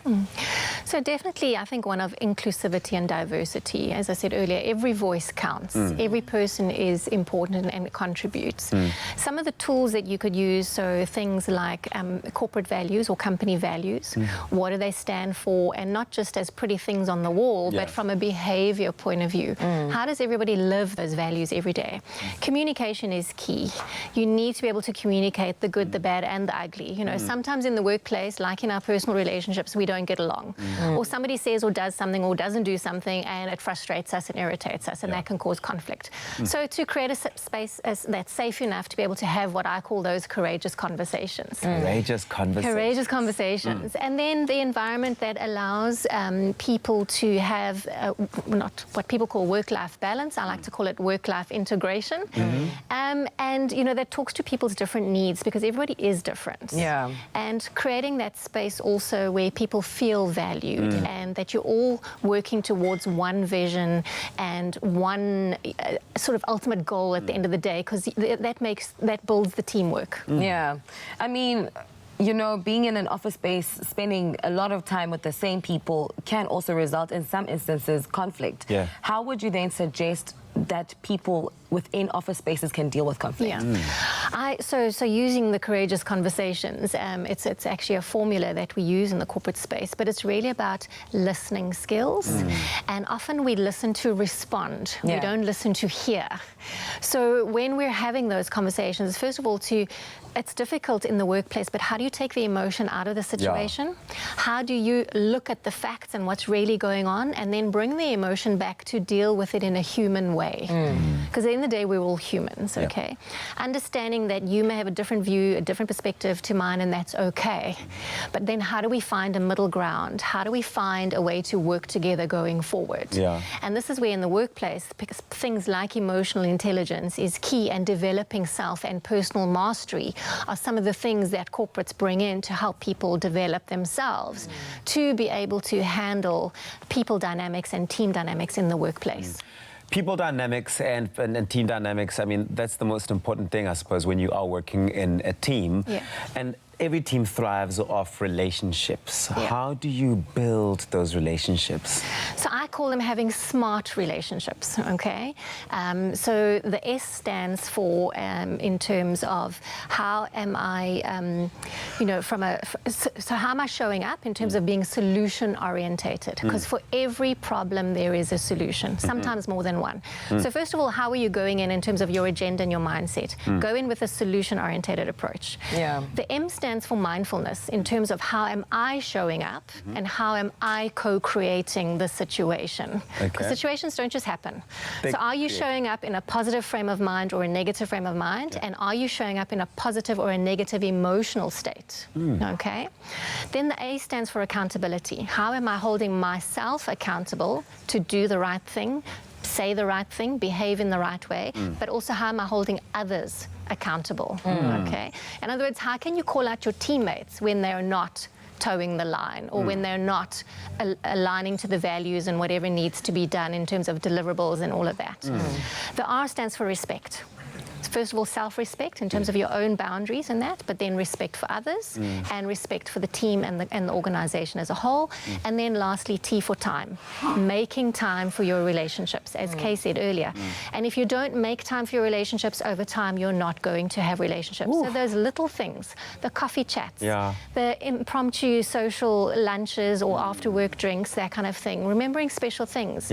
How's your children doing? How was your weekend? That kind of stuff. Listening to event here, you know, giving an ear. We got another comment here that came through from one of the viewers, because they're sending them through to us on our Facebook page, Expresso Morning Show SABC3. That comment, I'm going to try and find it. I haven't got it just yet, but hopefully before you go, I'll ask you that question for the person who sent the question. The question is actually here. You've got the question. We have it. It's from Logan, and they're asking, when you walk into the workplace for the first time, how should you approach a person in the workplace if you have no self-confidence? So people often say, fake it till you make it, okay? I like to say, faith it till you make it. Faith it till you make it, And, you know, I think the first thing is acknowledging, okay, I'm scared, I'm insecure, I'm not too sure of where who I am and where I fit in and those kind of things. But the easiest way to break the ice, so to speak, is to share a little bit about yourself and show vulnerability. Vulnerability shows that we're human. It shows that, you know, and it makes it easier for people to connect with us on that level. So sharing a little bit about yourself, where you've come from, a little bit of your family, life aspirations, things, or even asking for help. A lot of people think asking for help makes us weak. It doesn't, because at some point we don't have all the answers. Doesn't matter what level you are in the business. Asking for help as well. Thank you so much, Paula, for joining us. That was very insightful for us. We're talking all things relationships this morning. So, Jamie. Thank you so much to Kutle and Uncle Tabs for just, you know, giving us that Monday motivation. But you know what also sounds fantastic is when Bob Marley sang that song, we must get up, stand up for our rights. A little more difficult is understanding what those rights are and how to stand up for them. This week, we enter this week's Mandela Monday Heroes with the Justice Desk, who specialize in the what, why, and how of defending and insisting on our human rights.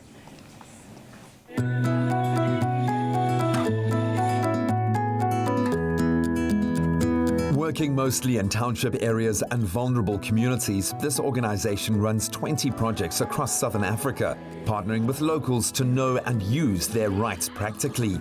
The Justice Desk is a human rights organization that operates in South Africa, Zambia, and Zimbabwe. So we focus on empowering everyday people to be human rights activists and change makers. We believe that the true experts in a community as to what their issues are, but also how to solve those issues, are community members themselves. But because of things like injustice, poverty, inequality, we don't always have the same access to knowledge, skills, tools, resources. So that's where we come in. We come in and we want to train and equip and empower you to lead your own change. Worked in NGOs where the approach has been very dogmatic. It's things that we've done all over and over again, whereas the approach that the Justice Desk has focuses on something that people don't often think about, which is human rights, and realizing that there's so many things that affect just one right, let alone all 30 of them. So if you are able to change certain things of just one specific right, already you've made an impact. The Justice Desk isn't just about sitting in some fancy office. It goes specifically to where people are facing these challenges. And when you go out into the communities where people face these daily challenges, you find homelessness. You also find a lot of gang violence. We were holding a march against gang violence, and as we were holding this march, you could still hear gunshots in the background. You think you only hear a gunshot once or twice a year. Somebody hears that gunshot every few hours. At the Justice Desk, we have a firm rule. It's never go into a community assuming you know what it's like, assuming you know what it needs, or assuming that you are a savior. We are not saviors in this organization. We are partners. We are partners to our heroes. We are partners to the individuals we work with. And we learn just as much from them as they do from us. And we don't take that for granted. I think other challenges is that people in our communities have been exploited for such a long time that they often find it hard to trust NGOs. They find it hard to trust anyone, really. So that's something that's very important for us as the Justice Desk. Before we run any project in a community, we spend months just getting to know that community, just getting to know the people, learning about them, loving them, finding out from them, in your words, what do you identify as being issues that are affecting you?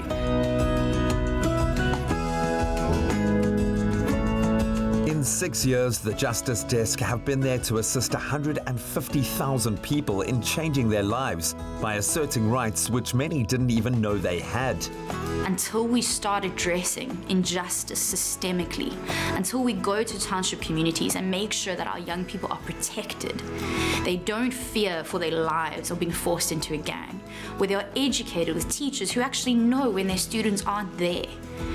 When, if a parent unfortunately passes away, the rest of the community is there to support and raise that child and protect that child. When we have communities that are loving, supportive spaces where a child can actually dream and have a chance of being what he dreams to be, then maybe we have scratched the surface of what we have to do as a country. Ah, man, stronger together is still the order of the day, right? Absolutely love it. Absolutely embrace South Africa today because we have that opportunity. You're not going to win a World Cup every year. So enjoy it. Buddy, what are you doing there? You know, I'm just busy are you fixing. Even allowed I'm sorting to be you there? guys out some coffee here at the back. Smash bash. But hey, you guys can't complain. I've already made you a cappuccino. I've already made you a coffee there as well, so nothing to cry about. But yeah, it's a tough job stepping into this princess's shoes. It's impossible, buddy. Just do that. And don't she's do that. prescient. She's prescient. Yeah. You know, Rugby World Cup and all. Yeah. But listen, great job. Hey, well done. Thanks, well done. guys. Yeah, Thank you. I think one of your machines is... Okay, guys. Okay. We're going to take a quick break from your Feel Good Breakfast Show. We'll be right back. Go back. 1, 2. Bye-bye. Just don't burn yourself. No. All right. Those who have tried it. McAfee, great coffee, simple. See you after the break.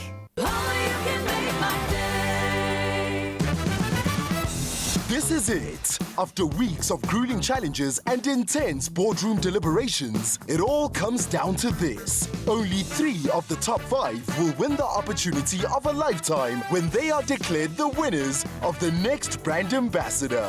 Tune in to see the judges' final verdict and find out who will be victorious. Don't miss the grand finale on Thursday, 7th November at 7:30 p.m. on SABC3.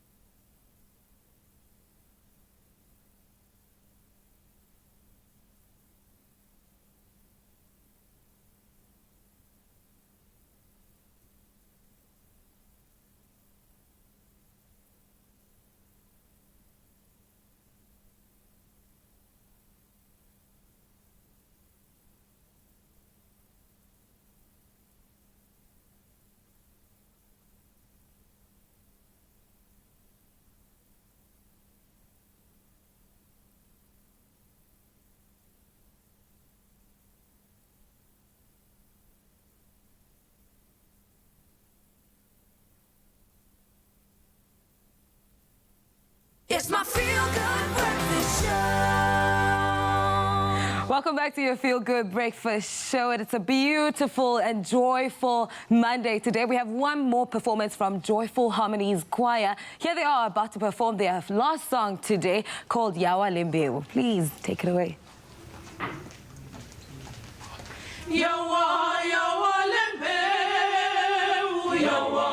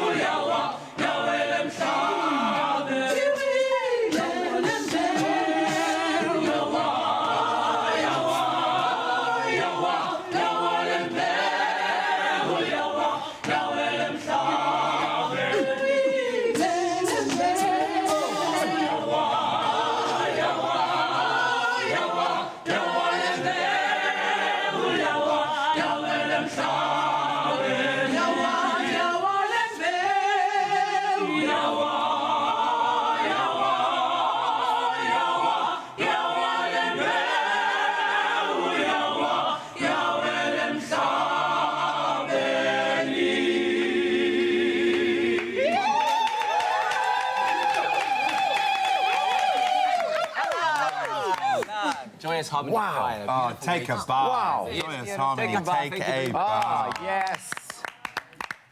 Beautiful. Yes. National choir champion. Yeah, I can certainly understand their accolades. Just one thing, I don't know if you guys know, you're a champion, you're a champion. If you missed it.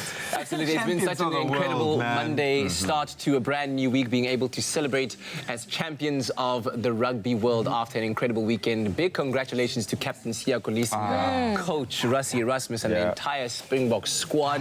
And Faf for that speedo. That speedo that is well. But yes, welcome them tomorrow and on Wednesday back to South Africa. Be Have safe. a wonderful We Monday. love you. Make someone smile out. Bye.